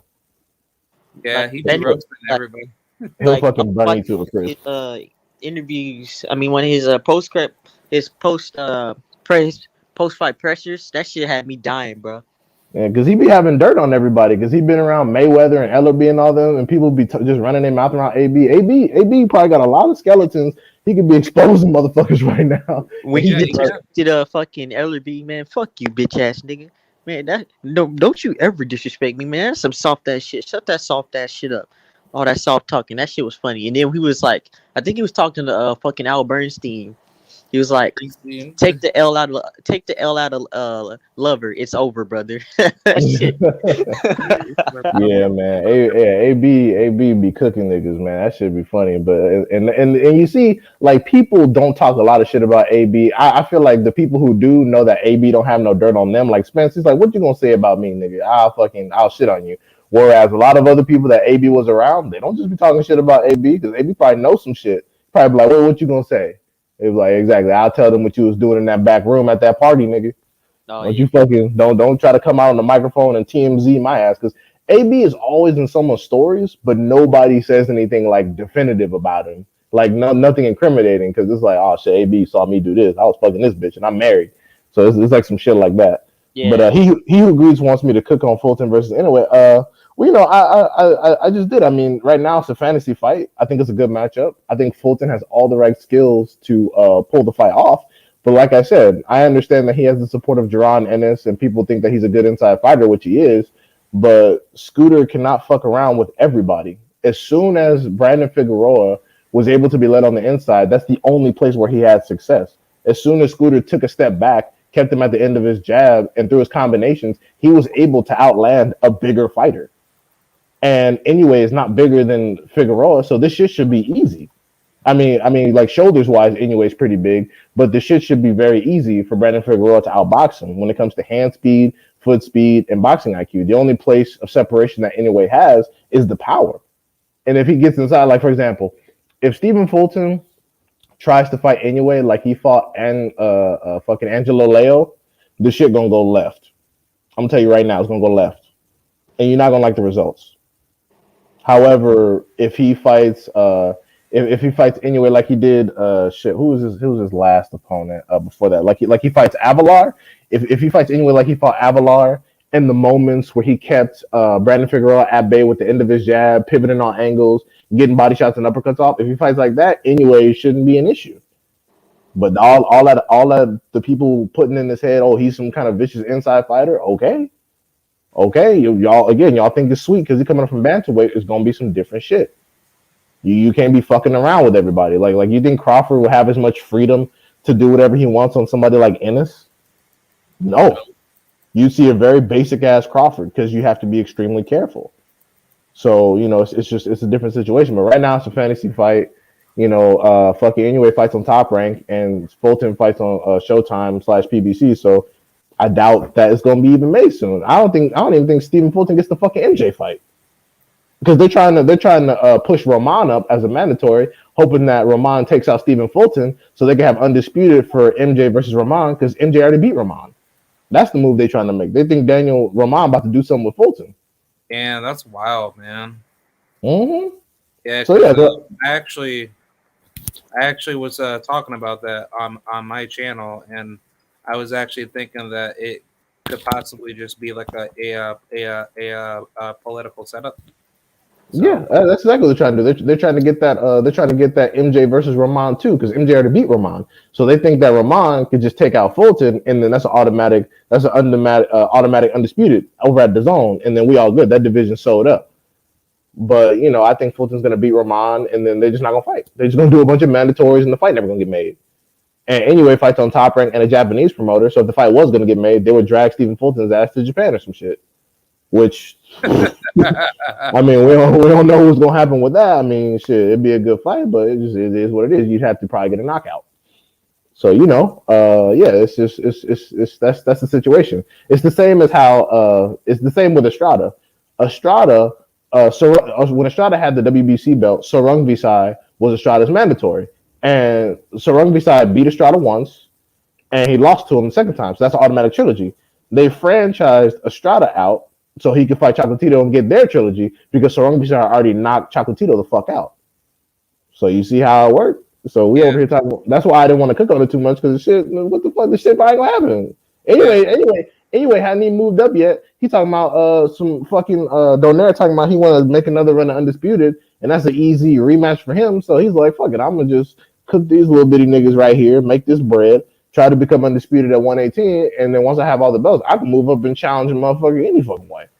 So anyway, he's chilling right now. He doesn't seem like he's struggling to make weight. He doesn't seem like he looks uncomfortable in fights. He looks big as shit, but he's been attending 122 fights. So it's all touch and go right now. But I don't give a fuck what anyway got cracking because he ain't broke no news down definitively. So I'm not gonna focus on it. Just like when y'all was talking about Tyson Fury, I'm like, dude, he's just making a title defense against fucking either Adja Cabiel or Dillian White, or he might retire. So I don't give a fuck what he got cracking. Like I don't give a fuck what Tyson Fury got cracking. yeah, because I was chatting with Stephen Shaw earlier, and I asked him about the situation with Jermaine Franklin, and for some weird reason, 4 days before the fight happened, Jermaine Franklin made some excuse saying that he caught COVID, and yeah, pretty much like that fight never happened, and Stephen Shaw beat his ass. Yeah. Yeah, but I don't agree with Max automatically calling Stephen Shaw a bum because we need to see him in some top comp to make that assessment. So he called him a bum, and it's like, all right, bro, he's had 15 fights. He's had 16 total fights. So we need to see him in there before we go with the bum talk because Ruiz knocked out AJ and his tubby ass. Nobody saw that coming. So.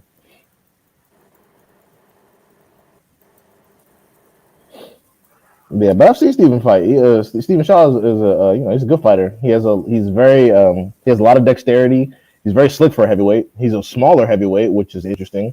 Yeah, so, he used to be 270 pounds, and he told me that he cut down from 270 to like 230. So. Yeah, but the only thing I'm worried about is that he has good power. But the only thing I'm worried about is that he broke his hand, I believe, in the fight with that Russian dude. Fucking what's his name, Pinchuk? Yeah, Pinchuk. Like I saw him fight at the Turning Stone. Yeah, so he would need to make some adjustments as far as his glove selection because I know he was wearing those MXs and he broke his shit, or at least he injured it really bad. So he would need to make some adjustments on that front and get that hand back. But other than that, I think he's solid shit. I think he'll give people like what's the name? I think he might give people like Hrgovic some issues because people are high on Hrgovic calling him a boogeyman. That man hasn't done shit. Fucking Tony Yoka is his first notable opponent. Yeah, I think Stephen Shaw can beat Jared Big Baby Anderson. Ooh, shit. Yeah, damn. Yeah. Like I really do believe that. Like, damn, you high on dude.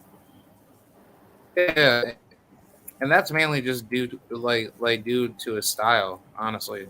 Like because his style is like very technical and he's very super aggressive. So. Hey man, it's all good. Like ever since the Lomachenko Triple G situations, I don't tell people who they should or should not be high on because Triple G has lost twice in front of our fucking faces, and people still say he's unbeatable. So like I don't like that type of talk. Like we shouldn't be hyping up Jaron Ennis because who has he been fighting? It's like bro, like nah man, like we can hype up whoever because these people are getting hyped up about nothing. Like Triple G, his best, the highlight of his career is a loss. And he's hyped as like the greatest middleweight of all fucking time. So it's like, nah, we can't. We can do it with anybody. Yeah, but it's like a guy like Stephen Shaw. He's actually daring to be great by trying to fight all the best competition, and it's like nobody doesn't give him any media shine. Well, I mean, he gotta get ranked. He gotta get up there some, So we just gotta see. We gotta see what's going on with him. He gotta get ranked. He gotta get the right opponents. He gotta get managed right. But shit, without Wilder, the heavyweight division is on some bullshit right now. Ain't nobody trying to fight. Gassiev talking about retirement. Joseph Parker running his mouth about whoever. Chisora talking about Wilder. Don't nobody want to fight Frank Sanchez for the most part. People crying about Philip Hergovic. So yeah, heavyweight's on some bullshit right now. Only thing cracking is AJ versus Usyk. So Yeah, pretty much. yeah, man. Shit, y'all niggas miss Wilder. Y'all sure wish Wilder was fighting, huh? Talking Yeah, all that shit. it's funny how guys like Max try to say that Fury's actually being talked about a lot, but knowing that Tyson Fury is not even mentioned on Bro, any like platform. without Wilder, Fury is a fucking nobody because Yeah. beating Vladimir Klitschko at that age is not an accomplishment, especially going 12 with him, considering he got knocked out by 3 bums. Without a strong undefeated black champion, Fury is nothing. Fury is Yeah. literally nothing, and the fact that Deontay Wilder was able to get off of a truck and start boxing at 20 is fucking embarrassing for Tyson Fury. Somebody like Wilder should have been crippled after a Tyson Fury fight, but he went in there and gave you fucking hell. So it's like that's all a bunch of cap. Just like with the Murata situation, like I came in when crowd was cussing Max out, and I kind of got a gist of it because Vivi told me it was Murata, and I'm like, yeah, people keep talking about the magical numbers, but it's like, what history are you basing that off of? What has Murata done so far by himself if he's some massive star? And you simply ask for revenue sources, and there are none. It's just like if I wanted to look up the revenue for Wilder versus Fury, I could find some numbers and some quotes. With Murata, you can't find shit. Yeah, So he was blatantly lying, and that's what got me pissed off. Because it's like if you're gonna hype up all these foreign dipshit fighters that nobody does not literally give a fuck about, especially in the United States public, it's like those fighters are not known. Like I'm hands not down, gonna say not known. I'm not gonna say he was openly lying, but he was going off of source. When Allen was pressing him, and he was saying that I don't defend promoters, I don't defend these people. I'm like, yeah, but you're using their talking points. This is the exact same shit that they say to defend the Murata Triple G fight, and there are no numbers. They're simply saying that, oh, we project that it might make 100 million. Well, somebody else told me that the budget is 100 million. In case you don't know, if you spend 100 million making a fight and you only make 100 million, your profit margin is zero. So it's like this is why you can't really be listening to those motherfuckers because they're just trying to keep Triple G safe. And that's the fact of the matter. I'm not saying Murata is super trash. I'm just saying he doesn't represent the challenge that an Andrade or Charlo would. And he was talking about the back foot situation. I'm like, Canelo boxed him on the back foot for a lot of the first fight, and Triple G couldn't beat him clean. We can talk about the politics behind that, but the fact of the matter is Triple G couldn't edge out the win, and that dude was fighting on the back foot. And Jamal Charlo doesn't always fight on the back foot. He presses forward. Derevyanchenko is not known for anything but his losses, and he pressed Triple G's ass forward. And one thing, D, as well, is that I don't think Max believes that Murata's gonna give him a tougher fight. I don't No. think he believes that. Not at all. I think he's just like he likes GGG, he likes bum Lovkin, and he's gonna defend the dude. That's okay, but don't make it seem like that's not what it is. That's exactly what it is. Everybody, me, you, Art knows that that's probably like ain't that Max's favorite guy? Yeah, it I is. don't know who his favorite fighter is. I've never heard him talk about it because I've never been interested. Like, I've never asked because I don't really care. But I'm pretty sure that's his favorite guy, so he's gonna defend him like that. Like he's never been pressured to fight a dude that's been on the same network for him for years. He's That's never like, even been pressured to move up in weight. Everybody gets pressured to move up in weight, but him and Kovalev. yep. And he's the one that said he beat anybody from 154 to 168. Yep. Andre Ward called him up and the pussied out. Laura called him out, and he said, "I'll move up. I'll do," and he pussied out. So Yep. the dude, If any, Also, J Rock called him out too. Oh, well, J Rock needs to sit the fuck down some more. But if they really want to make a super Japanese fight, fucking make Laura and Murata in Japan, and then that winner fights Triple G in the States. Yeah. If you really want to do something, but Murata fucking will lose to Lara. So they're like, oh, let's just make this Triple G bullshit happen, so we can give Triple G some praise. Because people forget Triple G has stock in the zone. Like he has equity in the company, so it's in their best interest to keep him fighting to keep the zone's value high. That's So why the fuck would you give him stake in your company? because Triple G is the only hype job to survive the aside from Chocolatito to survive the HBO apocalypse. Yeah, HBO. Mm-hmm. Yeah, man, niggas leave out a lot of details when they're trying to defend something, and it's like, yeah, and y'all got to take into account that he doesn't hide the fact that he's a kid. So when a lot of this shit was happening, he may or may not have been into boxing, but the reality of it is that like Triple G, his hype, Lomachenko, his hype, Chocolatito, his hype, some of it was earned, but a lot of it was media pressed. Because, like, for example, Sarungisai knocked out both. He knocked out Chocolatito. And he beat Estrada, even though he lost to him afterwards. And nobody's sucking his dick right now. He beat both of these dudes, and they've been top pound for pound fight. Nobody sucked fucking Soren beside dick. And now he's been robbed of his trilogy, which he's earned. So it's like when you talk about his earnings, they talk about viewership. It's the same way they defend Canelo and his DAZN flops, because they're like, oh well, a lot of people went to it. Okay, how much did they pay? What were the comp tickets? What was the total revenue? What was the gate? Everybody knows the zone doesn't put their numbers out, and that's for a reason. Because they suck. The numbers are garbage. The numbers are fucking horrific. So it's like when you talk about attendance, it's like, bro, you think all those celebrities paid to watch Canelo fight? No, they got comp tickets to make it look like a star-studded event. And I'm like, dude, that's what I'm saying. Like when you're a little older, especially when you pay attention to politics, you know when the media is giving you a runaround because they all use the same script.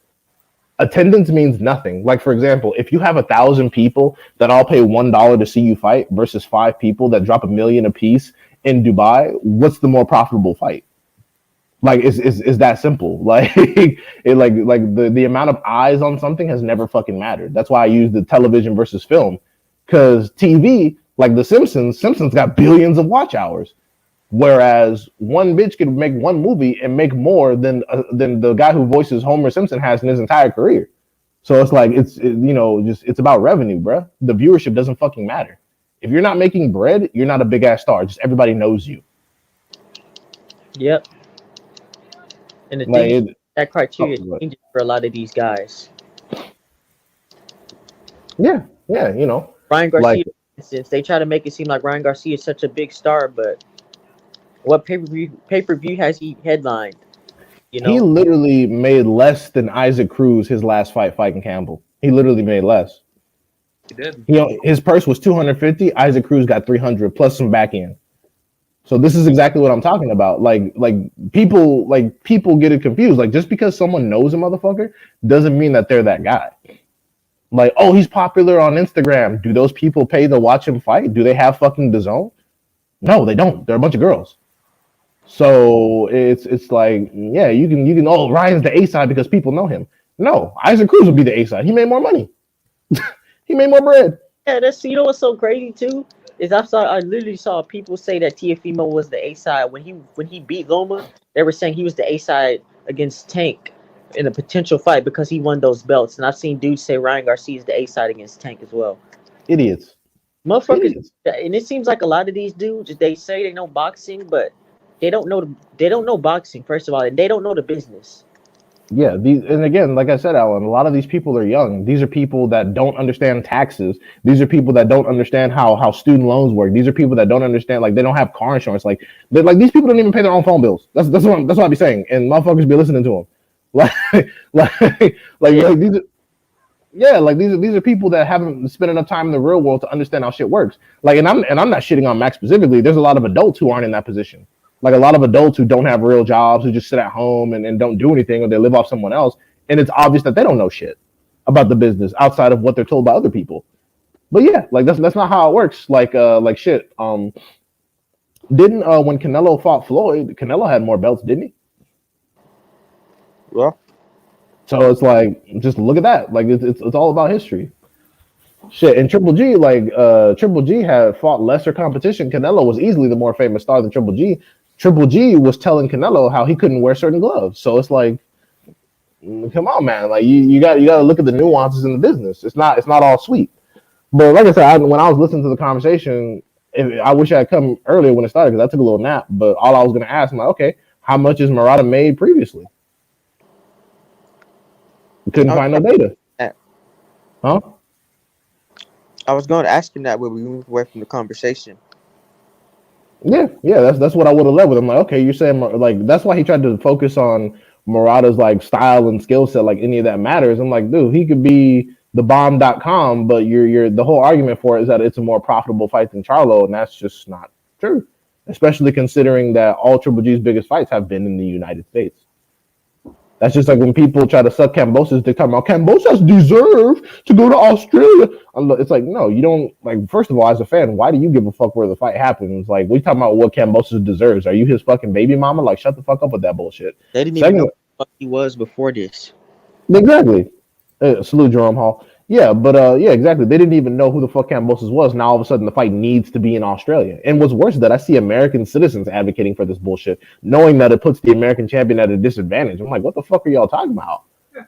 And that's why I pointed to Canelo and Josh Taylor. They both had their undisputed matches in the United States. Josh Taylor literally fought Regis in the UK, but fought Ramirez in the States, and he had 3 belts to 1. So this whole it has to be in the in Australia is hogwash. It's bullshit. It don't have to. It has to be where it makes the most bread. Shit, AJ fought in Dubai, and that was some good ass money. I heard. Yep.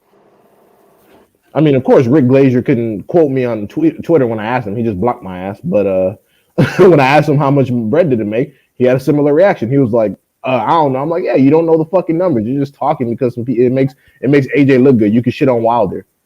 But I heard the bread was sweet. So, I don't know how much because niggas don't be knowing, but I heard it was sweet. So it's like, fuck it. Yeah, Rick Glacier looks like that thing off of that slug thing off of fucking Monster Zeke that goes Kwazowski. Oh, that lady? Yeah. That's what he looks like.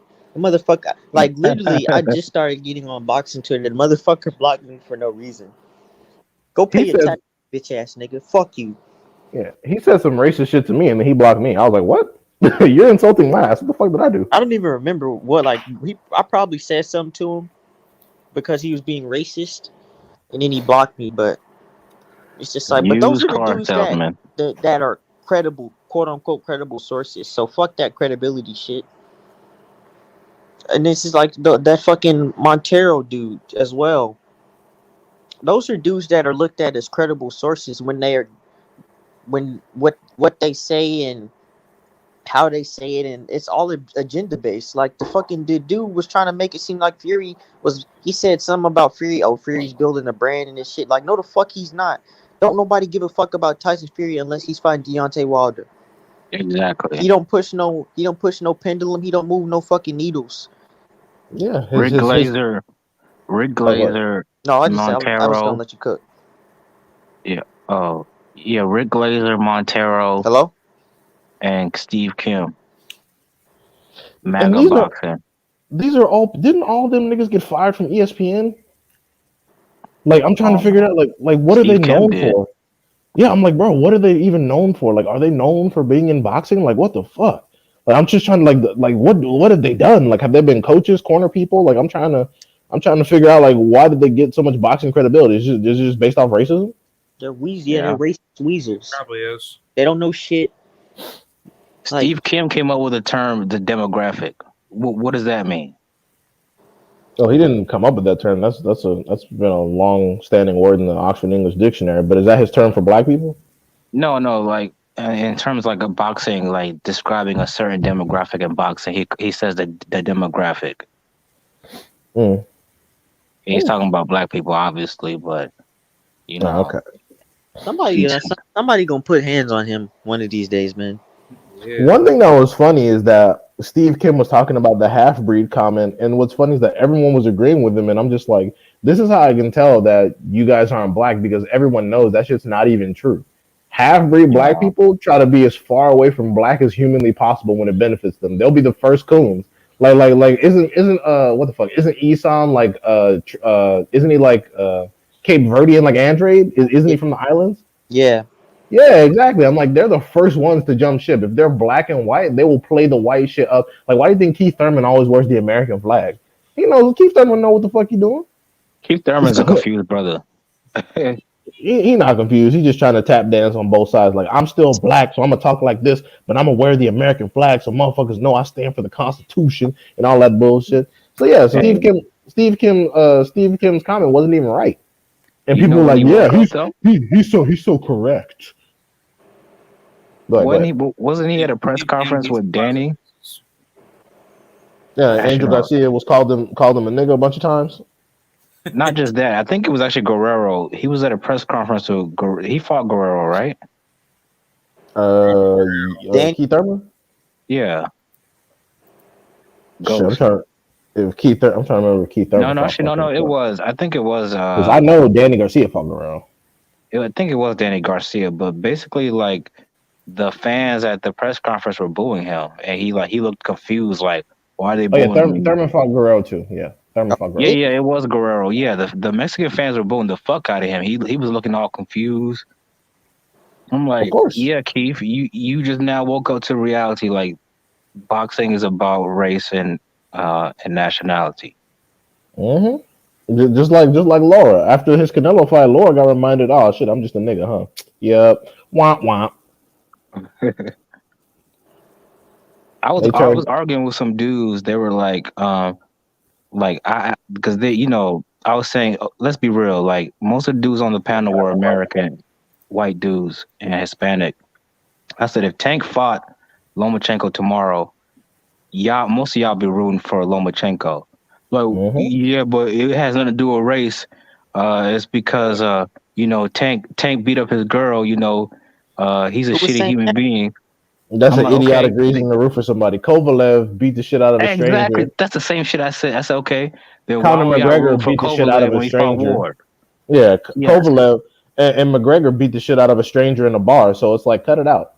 Cut the bullshit. The same energy, bro. Like, and you know what they said? They said, oh well, Andre was boring and he was a cheater, or he was dirty.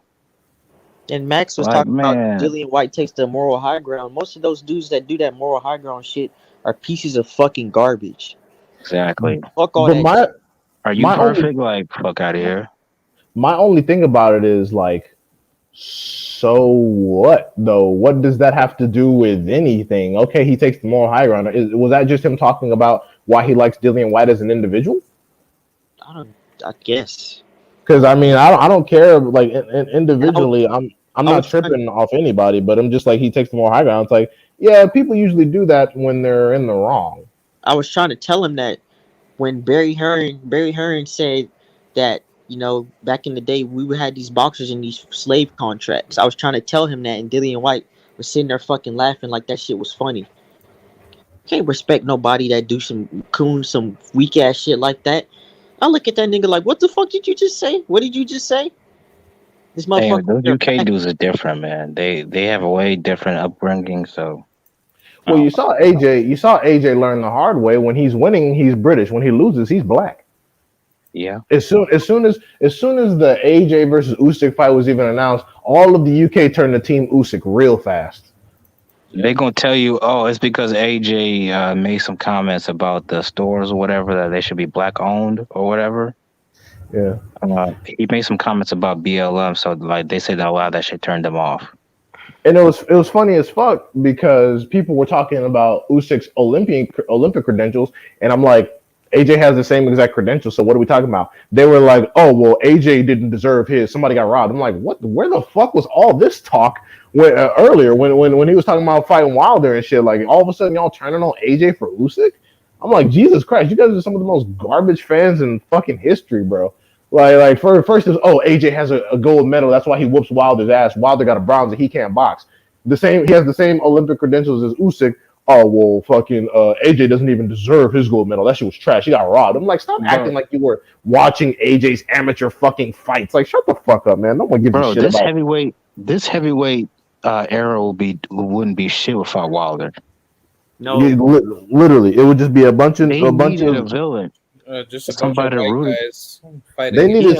They needed a like like a Tyson like one punch KO artist, or else the heavyweight division is not fun. It'd be a bunch Exactly. of G League NBA niggas dancing around on their tippy toes and shit. Pretty Yeah, much. no, it's not just gonna just be a bunch of white guys. It's really Wilder's like his persona and his fighting style. Like it's got nothing to do with his skin color. I was just saying that because like like Wilder was somebody that these people got behind and like they hated. Like like Yeah, he it's he definitely he not brought about.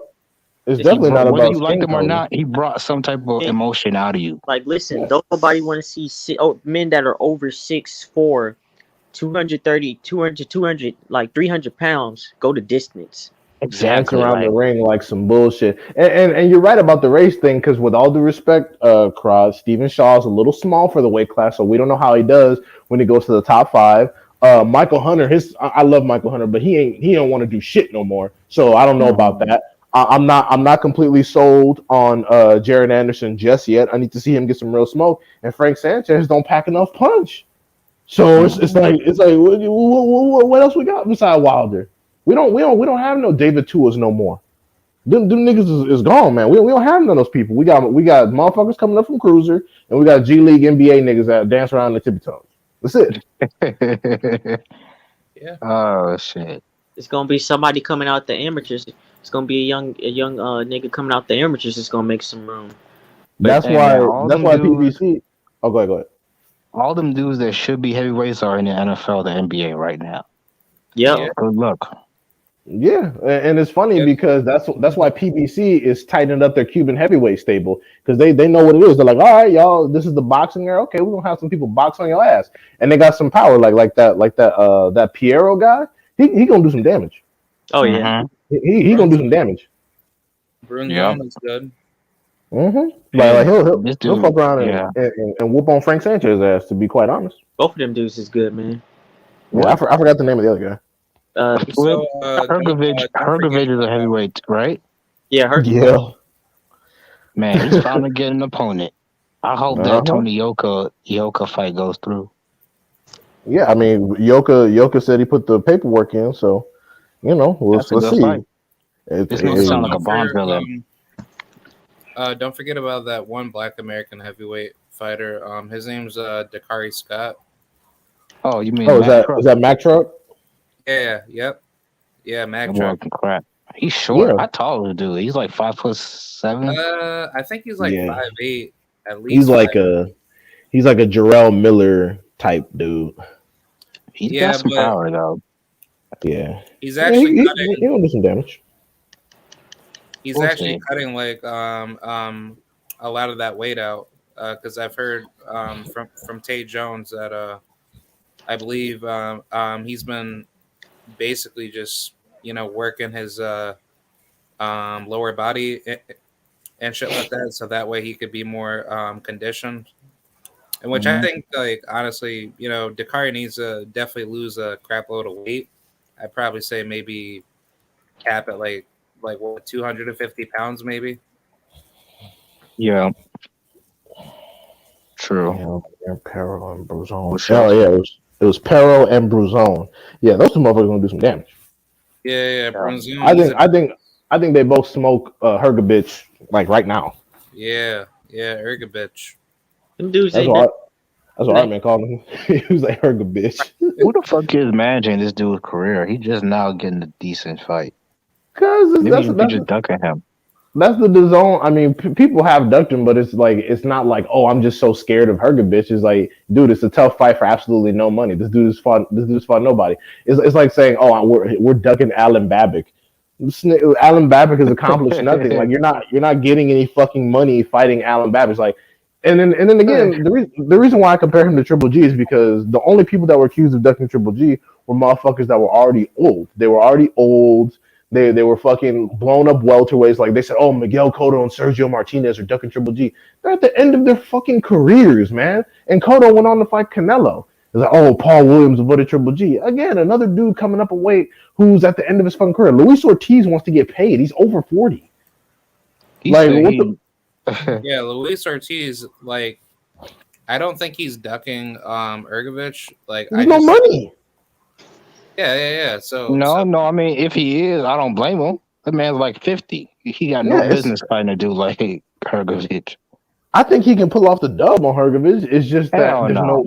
I think he can, but there's just no No. it'd money. be difficult. No. He's this version of Luis Ortiz, he's getting slaughtered. Yeah, Okay, That's my well, hey, opinion. yeah, he might get stopped. he But might, That's but he like might not. now you just So disrespecting Hergovich. it's not disrespect, bro. Luis Ortiz still got power into his older age. So I mean, it is what it is. Like it's heavyweight boxing. It's one punch. Like he could get him off balance, disorient him. Like look what he did to Charles Martin. Fucking Hergovich's chin has never been tested. Never against nobody. Yeah. definitely. So one Luis Ortiz punch caught the wrong way, and it could be over. I mean, yeah, but Luis has shown that his punch resistance ain't what it used to be. So You're right. I, It's a losable fight Hergovich for is him gonna too. land. Is gonna land. I guarantee Hergovich is gonna land before Luis does if they fight, and then we'll see how Luis responds. Absolutely, but that's exactly another reason why he's not fighting him because it's like why even go through all that for no money? Because Hergovich is nobody. They're trying to turn him into some kind of boogeyman, but he's a medium risk, low reward fight, Yeah. and put him in there. And it's funny because they probably didn't want to put him in there with someone that was around his caliber, his age, which is why Tony Yoka stepped up, and then the same people that were trying to make him a boogeyman got quiet. They were like, "Oh shit, this not we didn't want this much smoke. God damn it." They fought like 3 times in the amateurs, I believe.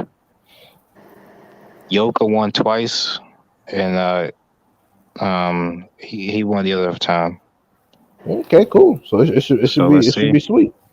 Yeah. Yeah, I mean this is the only thing about Hergovich is that he has a solid snapping right hand that's real quick. If he catches Yoka on the way in, it could be trouble. But if he doesn't land that, then I don't see his path to victory. I mean, they're both pretty talented amateur fighters, so that means he can box too. I Oh, don't know. we gonna We'll see. see. I Yeah, respect Eastern European fighters. I respect them a little bit more than, let's say, UK fighters. To me, like they're usually like I usually like make fun of UK fighters, like, okay, you just beating up on domestic level fighters, but the Eastern Europeans, they tend to be like the real deal most of the time. Not all the time, but most of the time. Yeah, I agree with that. yeah. It just depends on the different schools. Like the former Soviet school of boxing is elite, whereas the Solid. British, yeah, whereas or those from Lithuania, Kazakhstan, or Central Asian Caucasus Mountains, they're known for their elite boxing amateur programs as well as steroids and shit. But You know when you why go to though? Is because you notice the places that produce the best fighters are places that have people from hard upbringings. Like no, like the UK is like it's rare to have like a truly hard upbringing in the UK or Western European countries, but these Eastern European countries, there's a lot of poor, areas, and a lot of them have hard lives. So that type of environment breeds fighters. That's same where everywhere in the world. Yeah, you're right, and it's also because of their school. Like the British fighters practice more Queensberry style boxing, which has an Hmm. emphasis on the fundamentals with no variance. Whereas the American, Cuban, and former Soviet schools, they take the fundamentals and add different edges that go with the body type. Like you'll see in the UK, they all kind of fight the same no matter their body type and show very little separation. Whereas American, Cuban, and former Soviet schools, they will adapt their style to what their best assets are, and that's what makes them dangerous. Like if you're a short fighter with a shorter reach, you're going to want to get on the inside, jab a little bit less and take it to the body. If you're a longer fighter, you're going to want to be more jab active with uppercuts and overhand rights and so on and so on. UK fighters Hmm. kind of just fight the same with no variance for their strategy and shit. And that's what makes Josh Taylor so different because he fights to where his strengths are. He's not even really. I mean, he's not British to me. Nah, He's he's Scottish. Scottish. Yeah. Yeah, he's There's a Scott. big difference. All right. Well, our man said he got to shut it down, so I'm gonna go ahead and log off so our man could close off. But it was fun talking to y'all, and y'all have a good night. Thanks for having me on, our Yeah, man. we gonna do this again when the next boxing news come out. For Uh, sure. we gonna hear about Jared Anderson getting the unified title shot next. Okay. Against who? Yeah. No, I'm just talking shit because Uh, Top Rank. Yeah, they're trying to make niggas happy now. I hope so. God damn it. Shit. Yeah. But all right, Black guys. people dream. All right, have a good one, y'all. All right, peace All right.